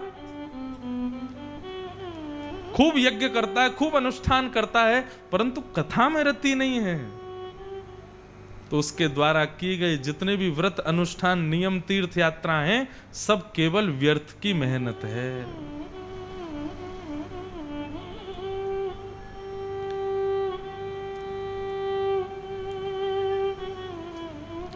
लेकिन ठाकुर जी के चरित्रों को सुनने में खूब आनंद आता है। बाकी अन्य भाव उससे इतने नहीं हो पाते। वो व्रत नहीं कर पाता, वो तीर्थ यात्रा नहीं जा पाता, वो आदि आदि क्रियाएं नहीं कर पाता, तो भी स हरे प्रिय, वो हरि का प्रिय है।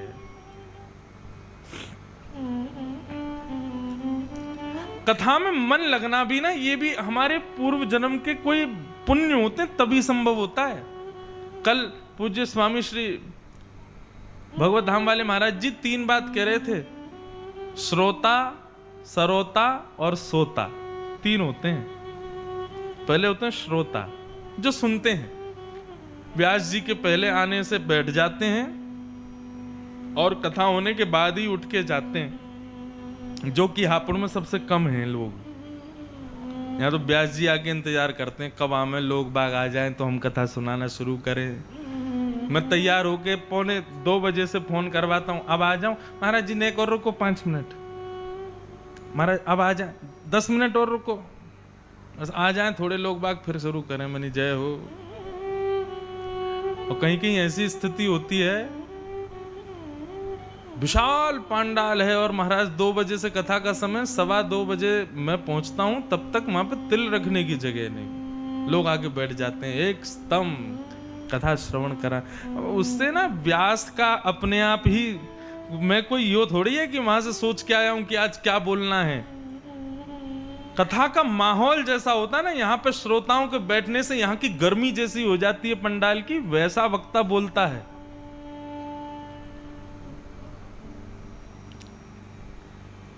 श्रोता बनो। तो ठाकुर जी की कथा में रति होना मतलब ठाकुर जी के प्रिय होना। सब क्रियाओं को ठाकुर जी स्वीकार करते हैं यदि ठाकुर जी की कथा में रति है तो। कई लोग कहते हैं कि हमसे महाराज जी सब करा लो आप, लेकिन कथा सुनने की मत कहना। क्यों? नींद आती है उसमें आती। ये निद्रा देवी कौन है? कुंभकर्ण की पत्नी है। और जब भगवान श्री राम ने कुंभकर्ण को मारा तो ये निद्रा बोली मैं आपके वैकुंठ में ताला लगवाऊंगी। भगवान बोले कैसे लगवाओगे? कौन जाता है वैकुंठ? बोले कथा सुनने वाले जाते हैं। बोले मैं वहीं पे घुमा करूंगी, ये जितने लोग कथा सुनने आएंगे उनके ऊपर मेरा आक्रमण रहा करेगा। तो या इससे बचो, ये निद्रा देवी, ये आलस्य ही मनुष्यानाम शरीरस्थो महान रिपु। शरीर का सबसे बड़ा शत्रु कौन है? आलस्य।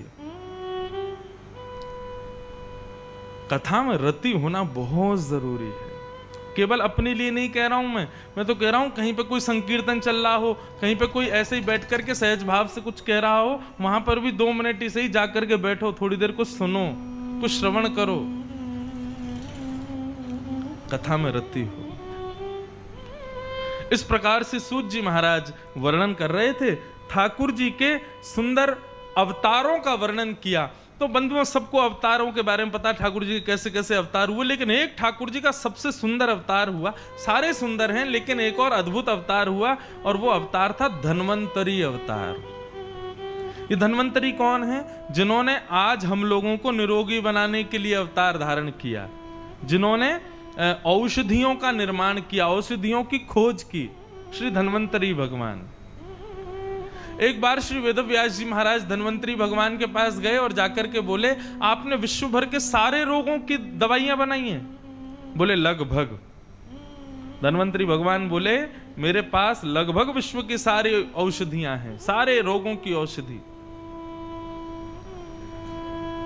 वेदव्यास जी बोले सारे रोगों की अलग अलग औषधि है, आदमी ले लेके हार जाएगा, इतनी सारी औषधियां तो नहीं ले पाते हम, आप कोई ऐसी औषधि बताओ जिसको लेने से कभी कोई रोग होता ही नहीं है। धन्वंतरी भगवान मुस्कुराने लगे, बोले वेदव्यास जी लिख लीजिए, बताता हूं एक औषधि का नाम। और श्री धन्वंतरी भगवान कहते हैं अच्युतानंद गोविंद नामोच्चारण भेषजा नाश्यन्ति सकला बाधा सत्यम सत्यम वदाम्यहम्।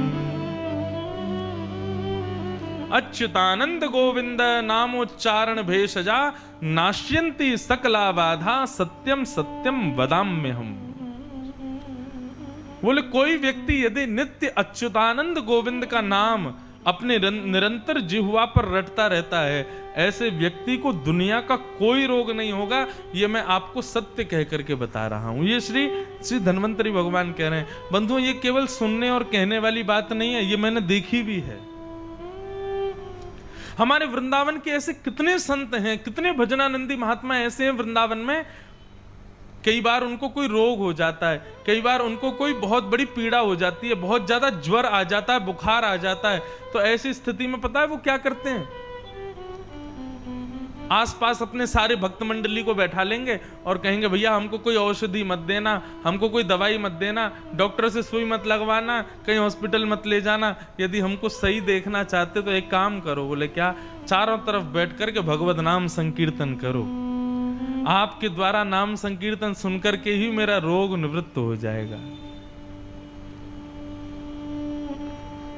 और एक तो मेरे प्रत्यक्ष दृष्टा हैं, मैंने प्रत्यक्ष देखा है। मैं लगभग उनका स्मरण आजकल कर रहा हूं। पूज्य श्री सागरिया बाबा, पहले श्रीनाथ जी के मंदिर में सागर की सेवा देखते थे।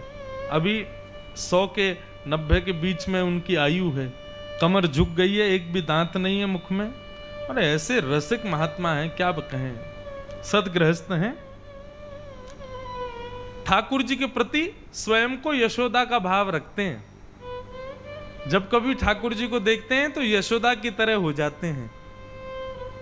मैं कभी कथा कहते कहते कह दूं कि यशोदा मैया ने जोर से लाला को कान पकड़ो, सो बाबा कथा में बैठे बैठे हाथ जोड़ते, नेत्रों से आंसू बहाने लगते हैं। बोले नहीं, कान मत पकड़वाओ, लाला को दर्द है जाएगा। मैं कभी कह दूं लाल जी ने गिरिराज पर्वत धारण किए, 7 दिन 7 रात्रि पर्यंत धारण करके रखे, अब हमारी कथा का समय हो गया, रात भर ठाकुर जी को ऐसे ही रहने दो, कल से आगे की कथा कहेंगे। तो आएंगे और प्रणाम करके कहेंगे, बोले गिरिराज जी नीचे रखवा दो। रात भर ठाकुर जी खड़े रहेंगे, उनको श्रम हो जाएगा, ऐसी भाव।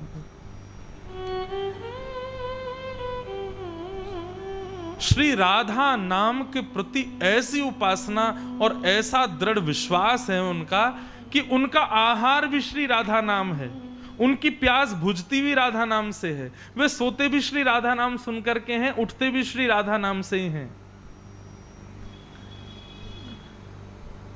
हम लोग कोई अपवित्र हो तो उस पर गंगा जल छिड़कते हैं, अपवित्र पवित्रो वा सर्वावस्थांग, तो वो पता है क्या करते हैं, श्री राधा श्री राधा श्री राधा श्री राधा, स्वयं को उसी से ही पवित्र कर लेते हैं। एक बार उनके सब भक्त मंडली बता रही, बोले महाराज जी रात में 104 बुखार महाराज जी को, 90 से ऊपर आयु, डॉक्टरों ने बोला अभी एडमिट करना पड़ेगा महाराज जी, फिर हमसे मत कहना बाद में कुछ। महाराज जी को हमने कहा महाराज जी और हॉस्पिटल ले जाना पड़ेगा। महाराज जी बोले बहुत बुरा होगा यदि मुझे हॉस्पिटल ले गए तो। बोले आप आज्ञा करो, क्या करें, इतना बुखार आपको चढ़ाया, आप उठ नहीं पा रहे हो, कोरोना के समय की बात। महाराज जी बोले मेरी बात को बस दृढ़ता से ले लो, ढोलक लेके आओ, मंजीरा लेके आओ, मैं बिस्तर पर लेटा हूं, चारों तरफ बैठ करके श्री राधा इस नाम की धुन को गान करो, और याद रहे कृष्ण मत बोलना बीच में, राधा ही राधा बोलना बस, भूल के भी कन्हैया का नाम मत ले देना। क्यों, 104 का 105 हो जाएगा बुखार मेरा। कृपामयी तो श्री करुणामयी तो हमारी श्री किशोरी जी हैं, उन्हीं का नाम गाओ। और बोले महाराज जी हमने रात में 12 बजे कीर्तन शुरू किया और बाबा 4 बजे उठ करके स्नान के लिए जाते हैं, 3:30 बजे तो बाबा उठ करके बैठ गए, और बैठ के बोले लाला ला वो तेरो कहाँ है, थर्मोमीटर लेके आ। और बोले हमने जाके बाबा का बुखार देखा तो 99, बिल्कुल नॉर्मल हो गए बाबा। औषधि भी भगवत नाम, कब खाते हैं मैंने कभी नहीं देखा उनको। और ऐसी स्थिति, ये लोग लिफाफे चढ़ाते हैं ना, तो जैसे वो किसी के यहां जाते हैं तो कोई लिफाफा उनको देता, बाबा प्रणाम, कितना है इसमें। अब बोलने वाला बेचारा संकोच करता है, बोले बाबा 100 रुपये हैं। अच्छा बैठ यहाँ पे, 100 बार राधा राधा राधा राधा बोल। अब वो 100 बार गिनती की राधा बोलेगा, फिर उसके जेब में डाल देंगे, बोले सुनो गौशाला में जाके लगा देना, मेरी दक्षिणा मुझे मिल गई। एक बार कर्रा फंसा महाराज, एक ने 5100 रुपये धर दिए लिफाफे में। जोधपुर की बात, में संघ में था तो लिफाफा रखा, बाबा बोले कितना है महाराज जी, बस आपकी से। बोले वो तो सब मुझे पता है कितना। महाराज जी कुछ नहीं है, बस तुलसी पत्र है। अरे मैं सब समझ रहा हूं, है कितना। महाराज जी वो 5100 रुपये हैं। अच्छा अब मैं तो वहीं बैठा, मैंने गया बेटा काम से। बाबा बोले शुरू हो जा। बोले क्या बाबा, 5100 राधा नाम गाओ, और जब तक पूरे नहीं होंगे मैं उठ के नहीं जाऊंगा यहां से। गिनती पे 5100 बार जब उसके राधा नाम हो गए तो उसकी गोद में ही लिफाफा रख दिया। बोले कहीं गौशाला में दे देना, किसी संत को दे देना। बोले महाराज जी आपके, बोले मेरी दक्षिणा तूने गा दी ना, अभी मिल गई मुझको, बस मैं हो गया तृप्त। ऐसे नाम उपासी संत।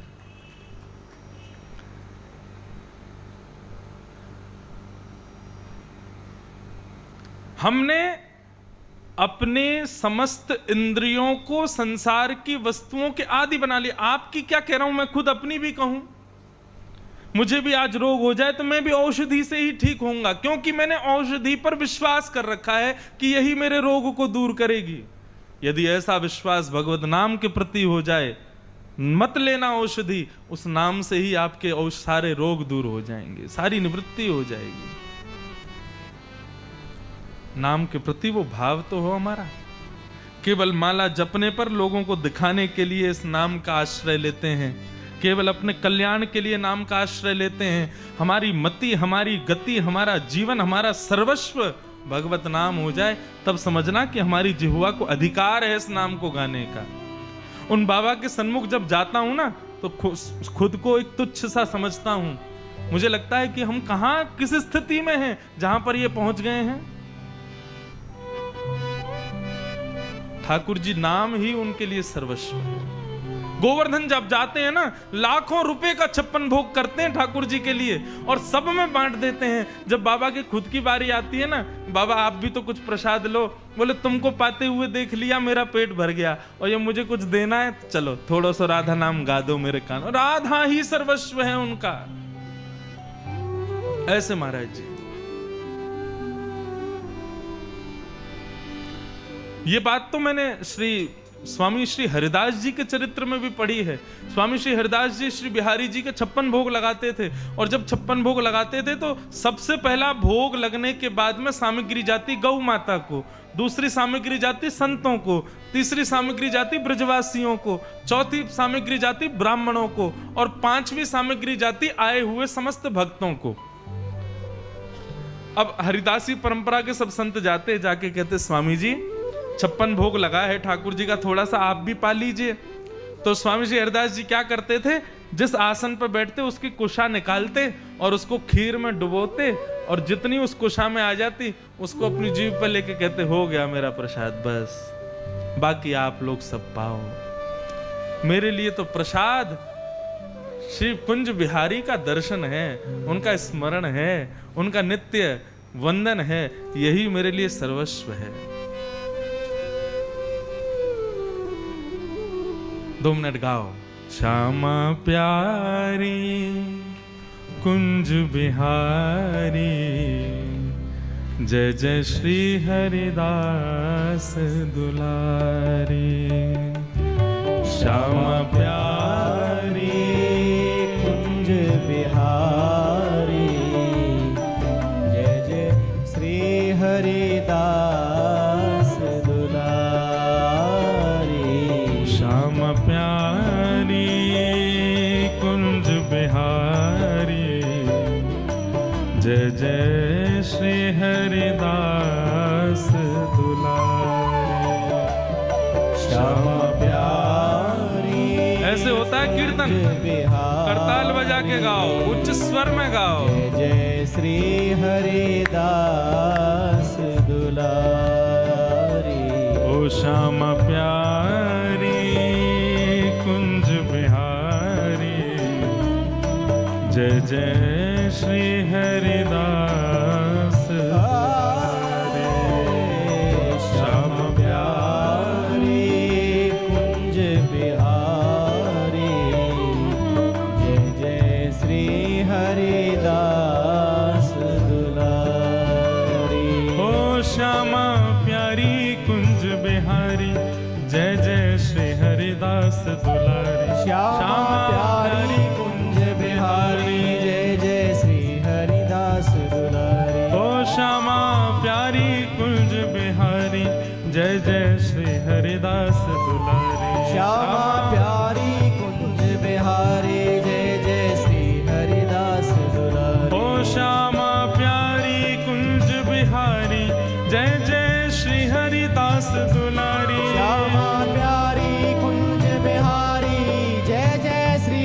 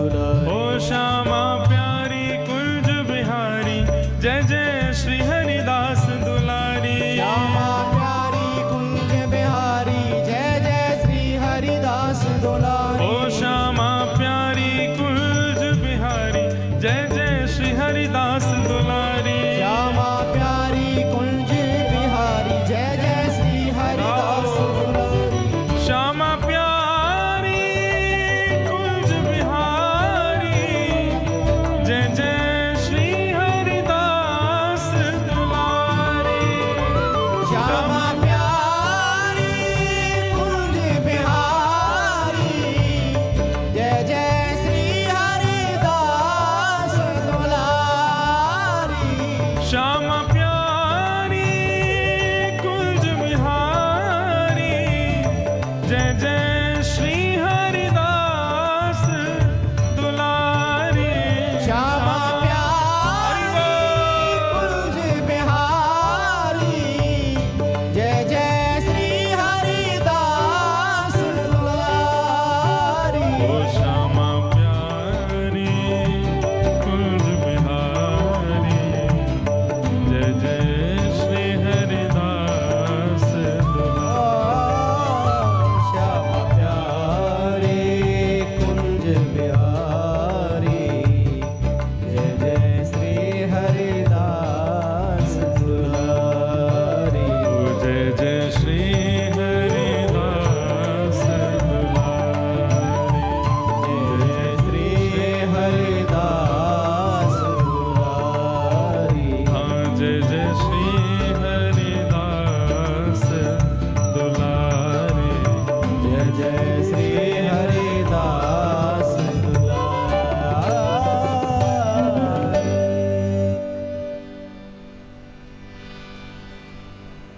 अच्युतानंद गोविंद नामोच्चारण भेषजा नाश्यन्ति सकला बाधा सत्यम सत्यम वदाम्यहम्।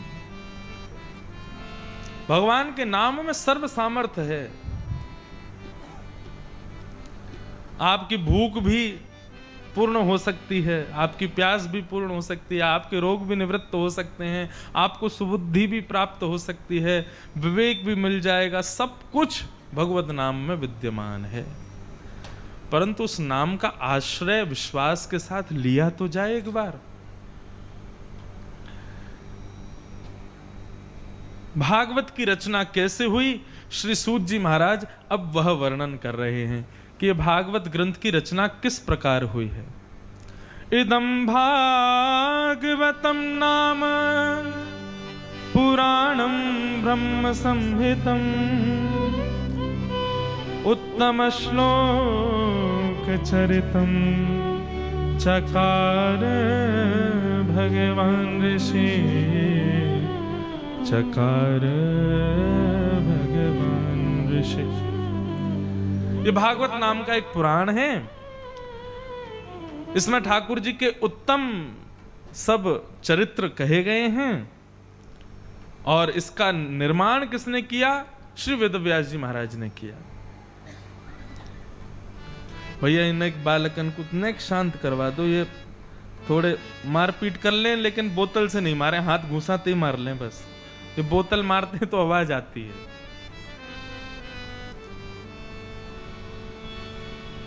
अब सब लोग इधर देखो, इधर देखो।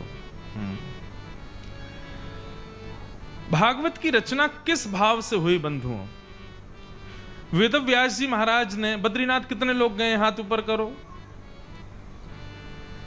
और उस बद्रीनाथ में भी माना गांव कितने लोग गए?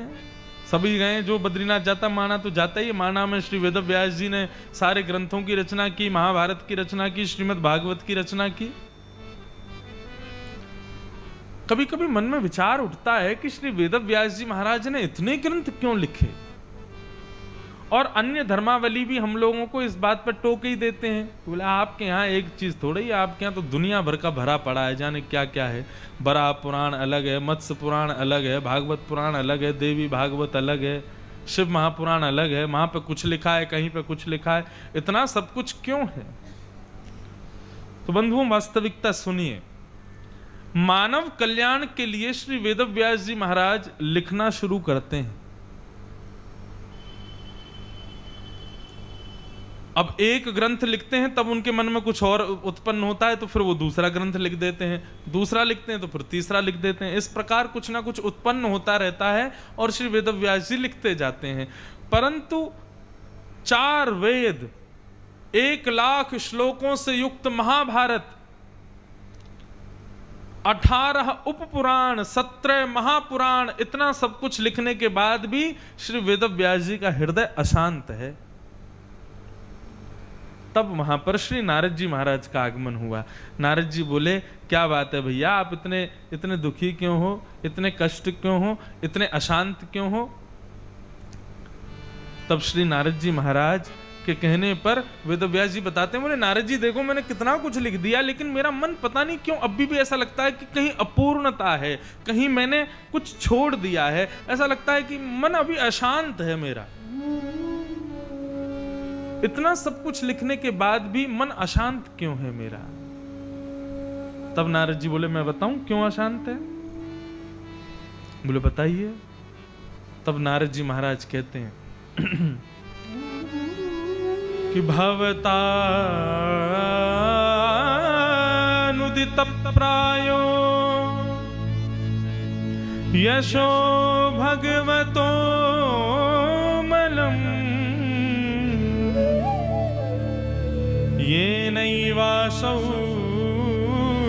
न तुष्येत मन्ये तद्दर्शनम् खिलम्। नारद जी महाराज कहते हैं, भगवान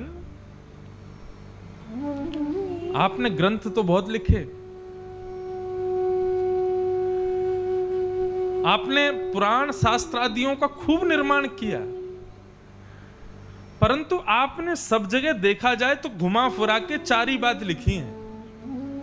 कौन कौन सी? बोले धर्म क्या है, अर्थ कैसे कमाया जाए, कामनाओं की पूर्ति कैसे हो और अंत में मोक्ष कैसे मिले। आपने समस्त अपने धर्म ग्रंथों में केवल ये 4 ही बात लिखी हैं। कौन कौन सी? धर्म क्या है, अर्थ कैसे कमाया जाए, कामनाओं की पूर्ति कैसे हो और सब कुछ करते हुए अंत में मोक्ष कैसे मिले। धर्म, अर्थ, काम, मोक्ष, इन चारों के समूह को कहते हैं चतुर्विध पुरुषार्थ। आपने सब जगह यही लिखा है। वेदव्यास जी बोले, तो दुनिया में सब चाहते भी यही हैं? बोले नहीं भगवान, दुनिया में ऐसे कितने लोग हैं जिनको मुक्ति से कोई काम नहीं। हमारे वृंदावन में चले जाओ, हमारे वृंदावन के लोग क्या कहते हैं ब्रज भाषा में? श्री राधा रानी के पग पग पे प्रयाग जहां, केशव की केल कुंज कोटि कोटि काशी है। यमुना में जगन्नाथ, रेणुका में रामेश्वर, तरु तरु पे पड़े रहते अयोध्या निवासी है। गोपिन के द्वार द्वार हरिद्वार बसत जहां, बद्री केदारनाथ फिरत दास दासी हैं। स्वर्ग अपवर्ग लेकर करेंगे हम क्या, जान लो हमें हम वृंदावन वासी हैं। जान लो हमें हम वृंदावन वासी हैं। कभी इस पूरी पंक्ति को ध्यान से सुनना। सारे तीर्थ कैसे पड़े रहते हैं वृंदावन में?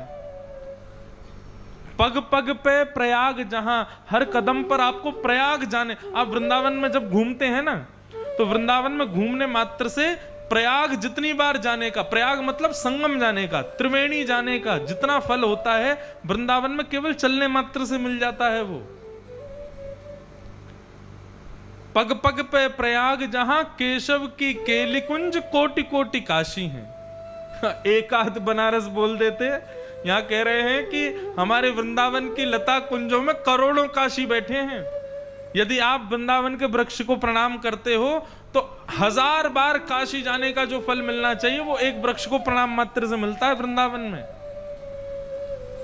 गोपिन के द्वार द्वार हरिद्वार बसत जहां,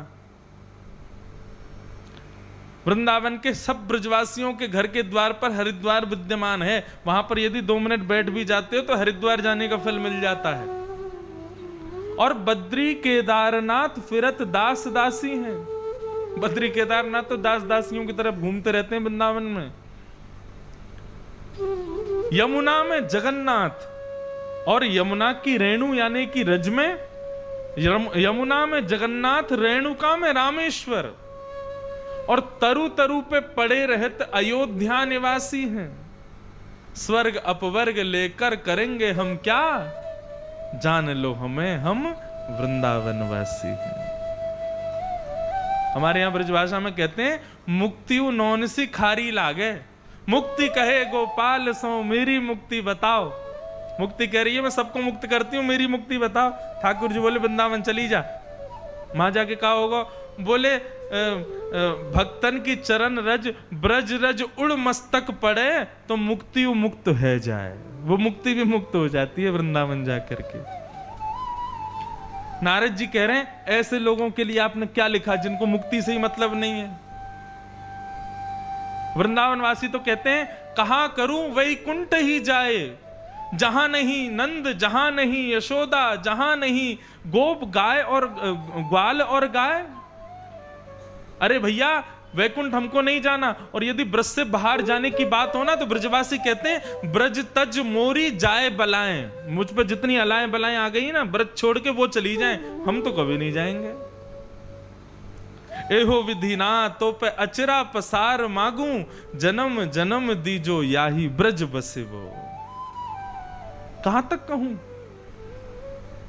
हमारे वृंदावन की रीति अलग है। हमारे वृंदावन में वैकुंठ की कामना नहीं करता, कोई मुक्ति की कामना नहीं करता।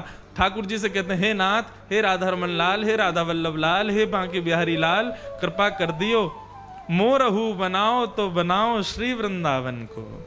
जो नाच नाच कुहक कुहक आपको रिझाऊंगो, बंदर हूं बनाओ तो बनाओ श्री वृंदावन को।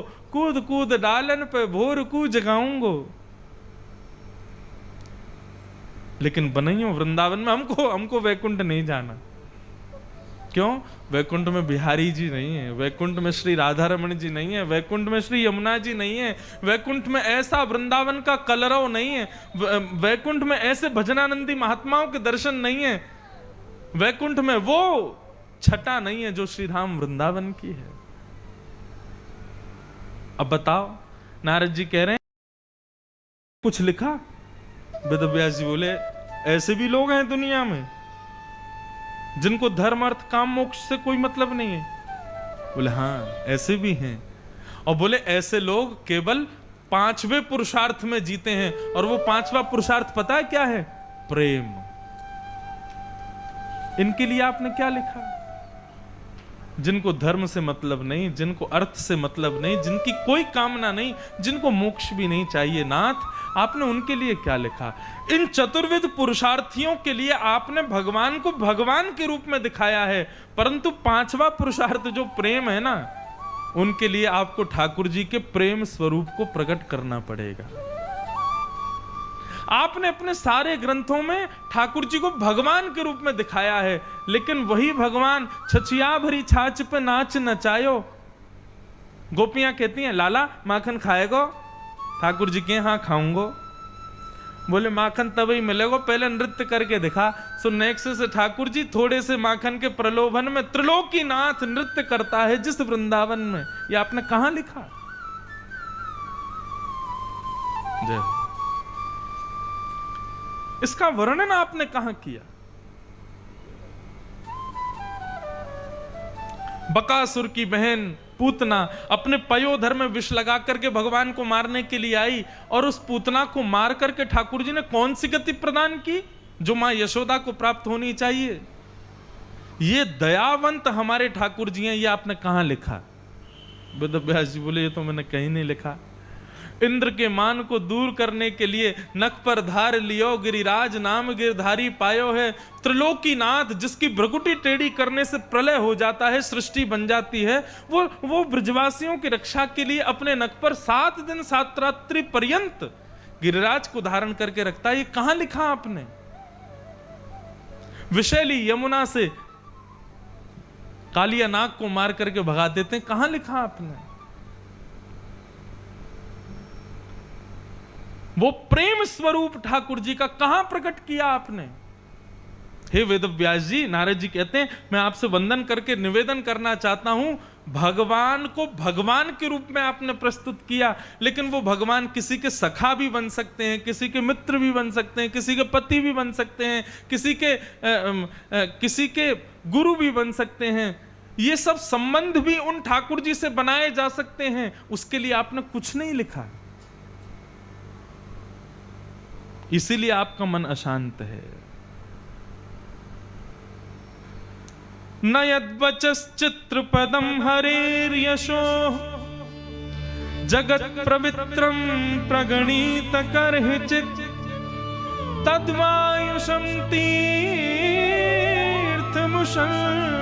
मानसा न यत्र हंसा निर्मत्व शिक्षया। नारद जी महाराज थोड़ी कड़वी बात कह जाते हैं और क्या कहते हैं? बोले भैया, जिस कीचड़ में कौवे स्नान करते हैं उसमें हंस कभी नहीं आते। आपने जो कुछ भी कहा है ना, इसको चतुर्विध पुरुषार्थी तो ग्रहण कर लेंगे, लेकिन कृष्ण प्रेम में ओतप्रोत रहने वाले वो वैष्णव रसिक जन जो रस में सदा भीगे रहते हैं, उनके लिए ये ग्रंथ नहीं है जो आपने लिखे हैं।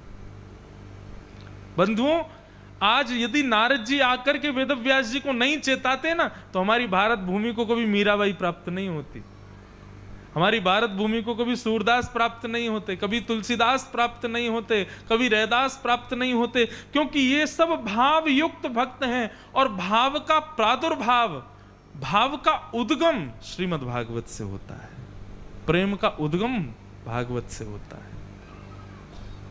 ये जो हम ठाकुर जी के प्रति हमारा प्रेम जो है ना, नारद जी महाराज कहते हैं मैं एक बार ब्रह्म को ढूंढने निकला कि भगवान कहाँ हैं, तो वेद तरु प्रतिशाखम मृगतम मिलितम न तद ब्रह्म। मैंने वेद की तरुओं को खूब खोजा, लेकिन मुझे ब्रह्म नहीं दिखे। बोले श्रुतिम परे स्मृतिम परे भजन्तु भवभीता नीतिम परे अहम तु वृंदम नंदे यस्या लिंदे ब्रह्म वसिता। नारद जी कहते हैं मैंने उस पर ब्रह्म को पता कहां देखा वेदव्यास जी? वेदव्यास जी बोले कहां देखा? बोले मैंने सब जगह खोजा, नीतियों में खोजा, वेदों में खोजा, बड़े बड़े योगियों से खोजा, बड़े बड़े विशाल पर्वतों में जाके खोजा, तीनों लोकों में खोजा, मुझे कहीं नहीं मिला। लेकिन जैसे मैं वृंदावन गया तो वृंदावन में नंद भवन की ऊंची दहली पर लदा हुआ, उसको पार करता हुआ मैंने परब्रह्म को देखा। लदा हुआ समझते हैं किसे कहते हैं? जैसे कोई बालक इस रेलिंग जो आपके यहां लग रही है इसको चढ़ तो जावे, लेकिन पल्ली तरफ उतरने में उसको नानी याद आवे, मैया बचाइयो मैं गिरवे वारा हूं। ऐसे लदे हुए मैंने पर ब्रह्म को देखा। उस पर ब्रह्म का दर्शन हुआ। कौन पावे या को पार, हमारी ब्रज भाषा का पद है। ब्रज भाषा समझ में आती है? हाँ, कोई बिलायत थोड़ी है हापुड़, बगल में ही तो है वृंदावन के। अरे कौन पावे या को पार, प्रेम नदिया की सदा उल्टी बहे धार। कौन पावे या को पार, प्रेम नदिया की सदा उल्टी बहे धार। कौन पावे या को पार, प्रेम नदिया की सदा उल्टी बहे धार। कौन पावे या को पार, प्रेम नदिया की सदा उल्टी बहे धार। ओ देखो मैं सुनाऊं एक बात अनमेल, देखो मैं सुनाऊं एक बात अनमेल। देखो भैया एक बात सुना रहा हूं मैं, जचेगी नहीं बिल्कुल भी, लेकिन ये बात बिल्कुल सत्य है। कौन सी बात? देखो मैं सुनाऊं एक बात अनमेल, देखो मैं सुनाऊं एक बात अनमेल। क्या? ब्रह्म निराकार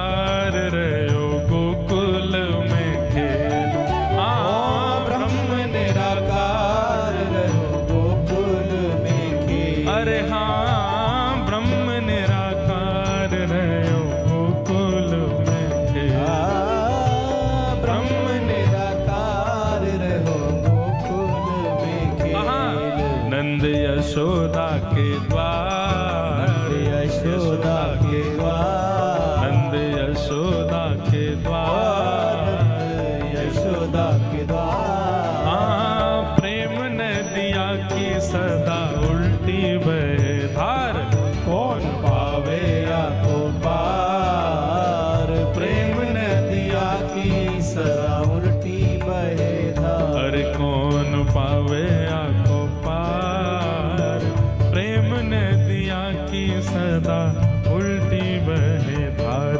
कौन पावे या को पार, प्रेम नदिया की सदा उल्टी आपसे गाओ बहे श्री राधा रमण लाल की।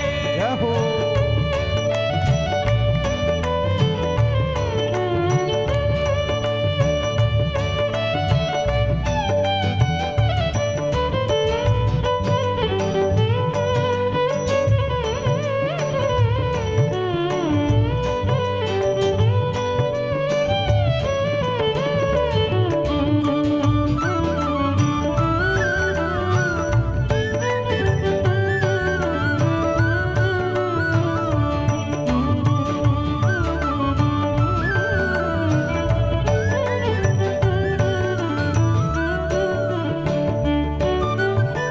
जननी की गति दई पूतना कुपेल, जननी की गति दई पूतना को भेल।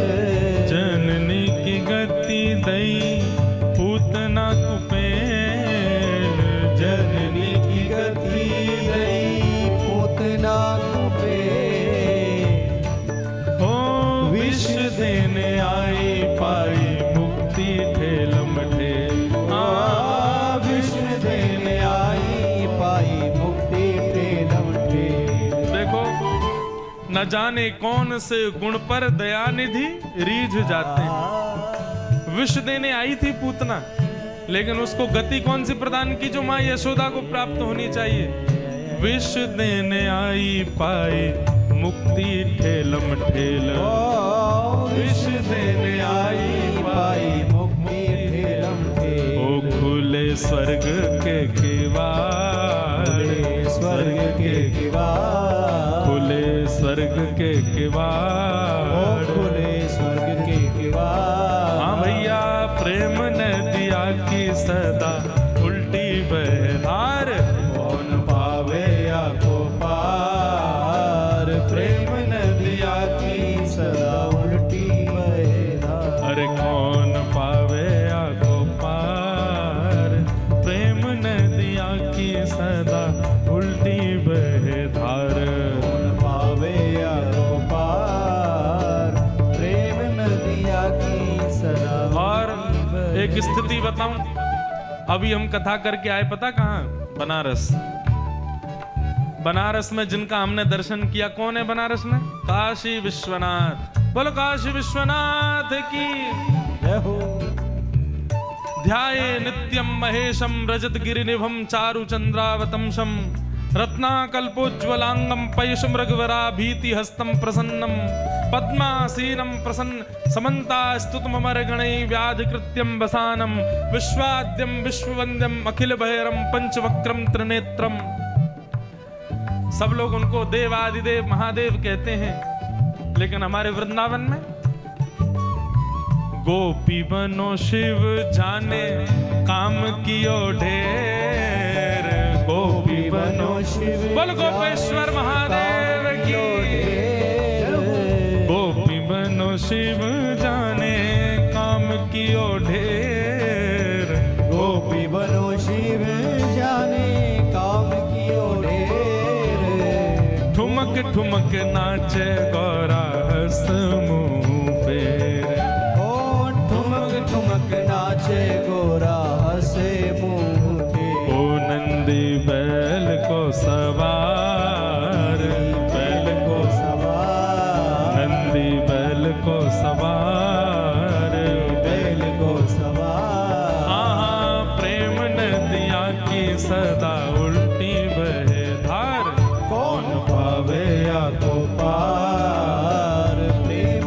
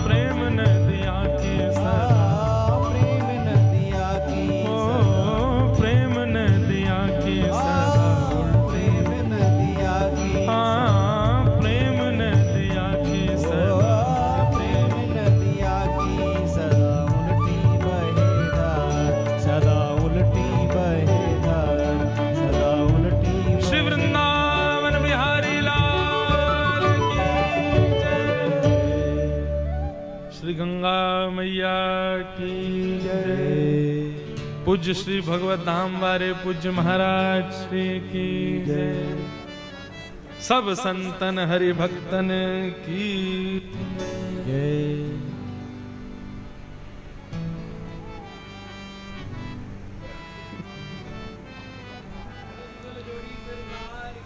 जय हो।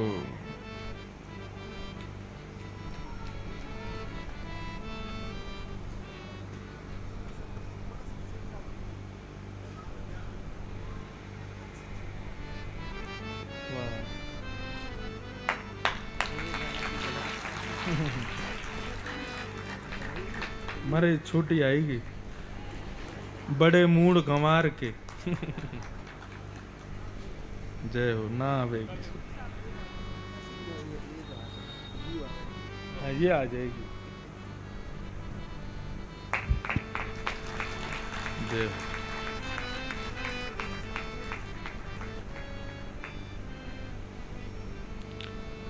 बोलो संत भगवान की। एक कहावत है ना, बड़े बड़े मूड सरदार के और बड़े पैर गंवार के। तो हमारे जो मूड हैं वो बड़े हैं।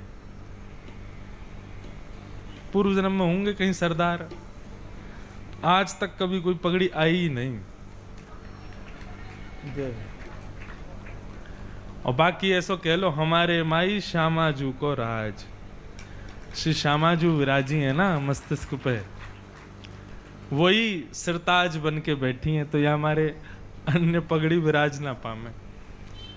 आज हम सबका परम सौभाग्य है, आज हम सबके मध्य में श्री हरिद्वार से राधे श्याम दुबे जी महाराज पधारे हैं, बहुत बहुत प्रणाम। एवं नंगली दरबार से संत सुख परमानंद जी पधारे हैं, आपको भी भागवत व्यासपीठ से बहुत बहुत प्रणाम, बहुत बहुत अभिनंदन। और अभी अभी हम सबके मध्य में इस उत्सव के अध्यक्ष स्वरूप हमारे नंद बाबा, ब्रजवासी तो नंद बाबा ही कहें, नंद बाबा स्वरूप में विराजमान परम पूजनीय प्रातस्मरणीय श्री भगवत धाम वाले पूज्य महाराज श्री डॉक्टर स्वामी श्री विवेकानंद जी महाराज पधारे हैं। बहुत बहुत प्रणाम, बहुत बहुत वंदन।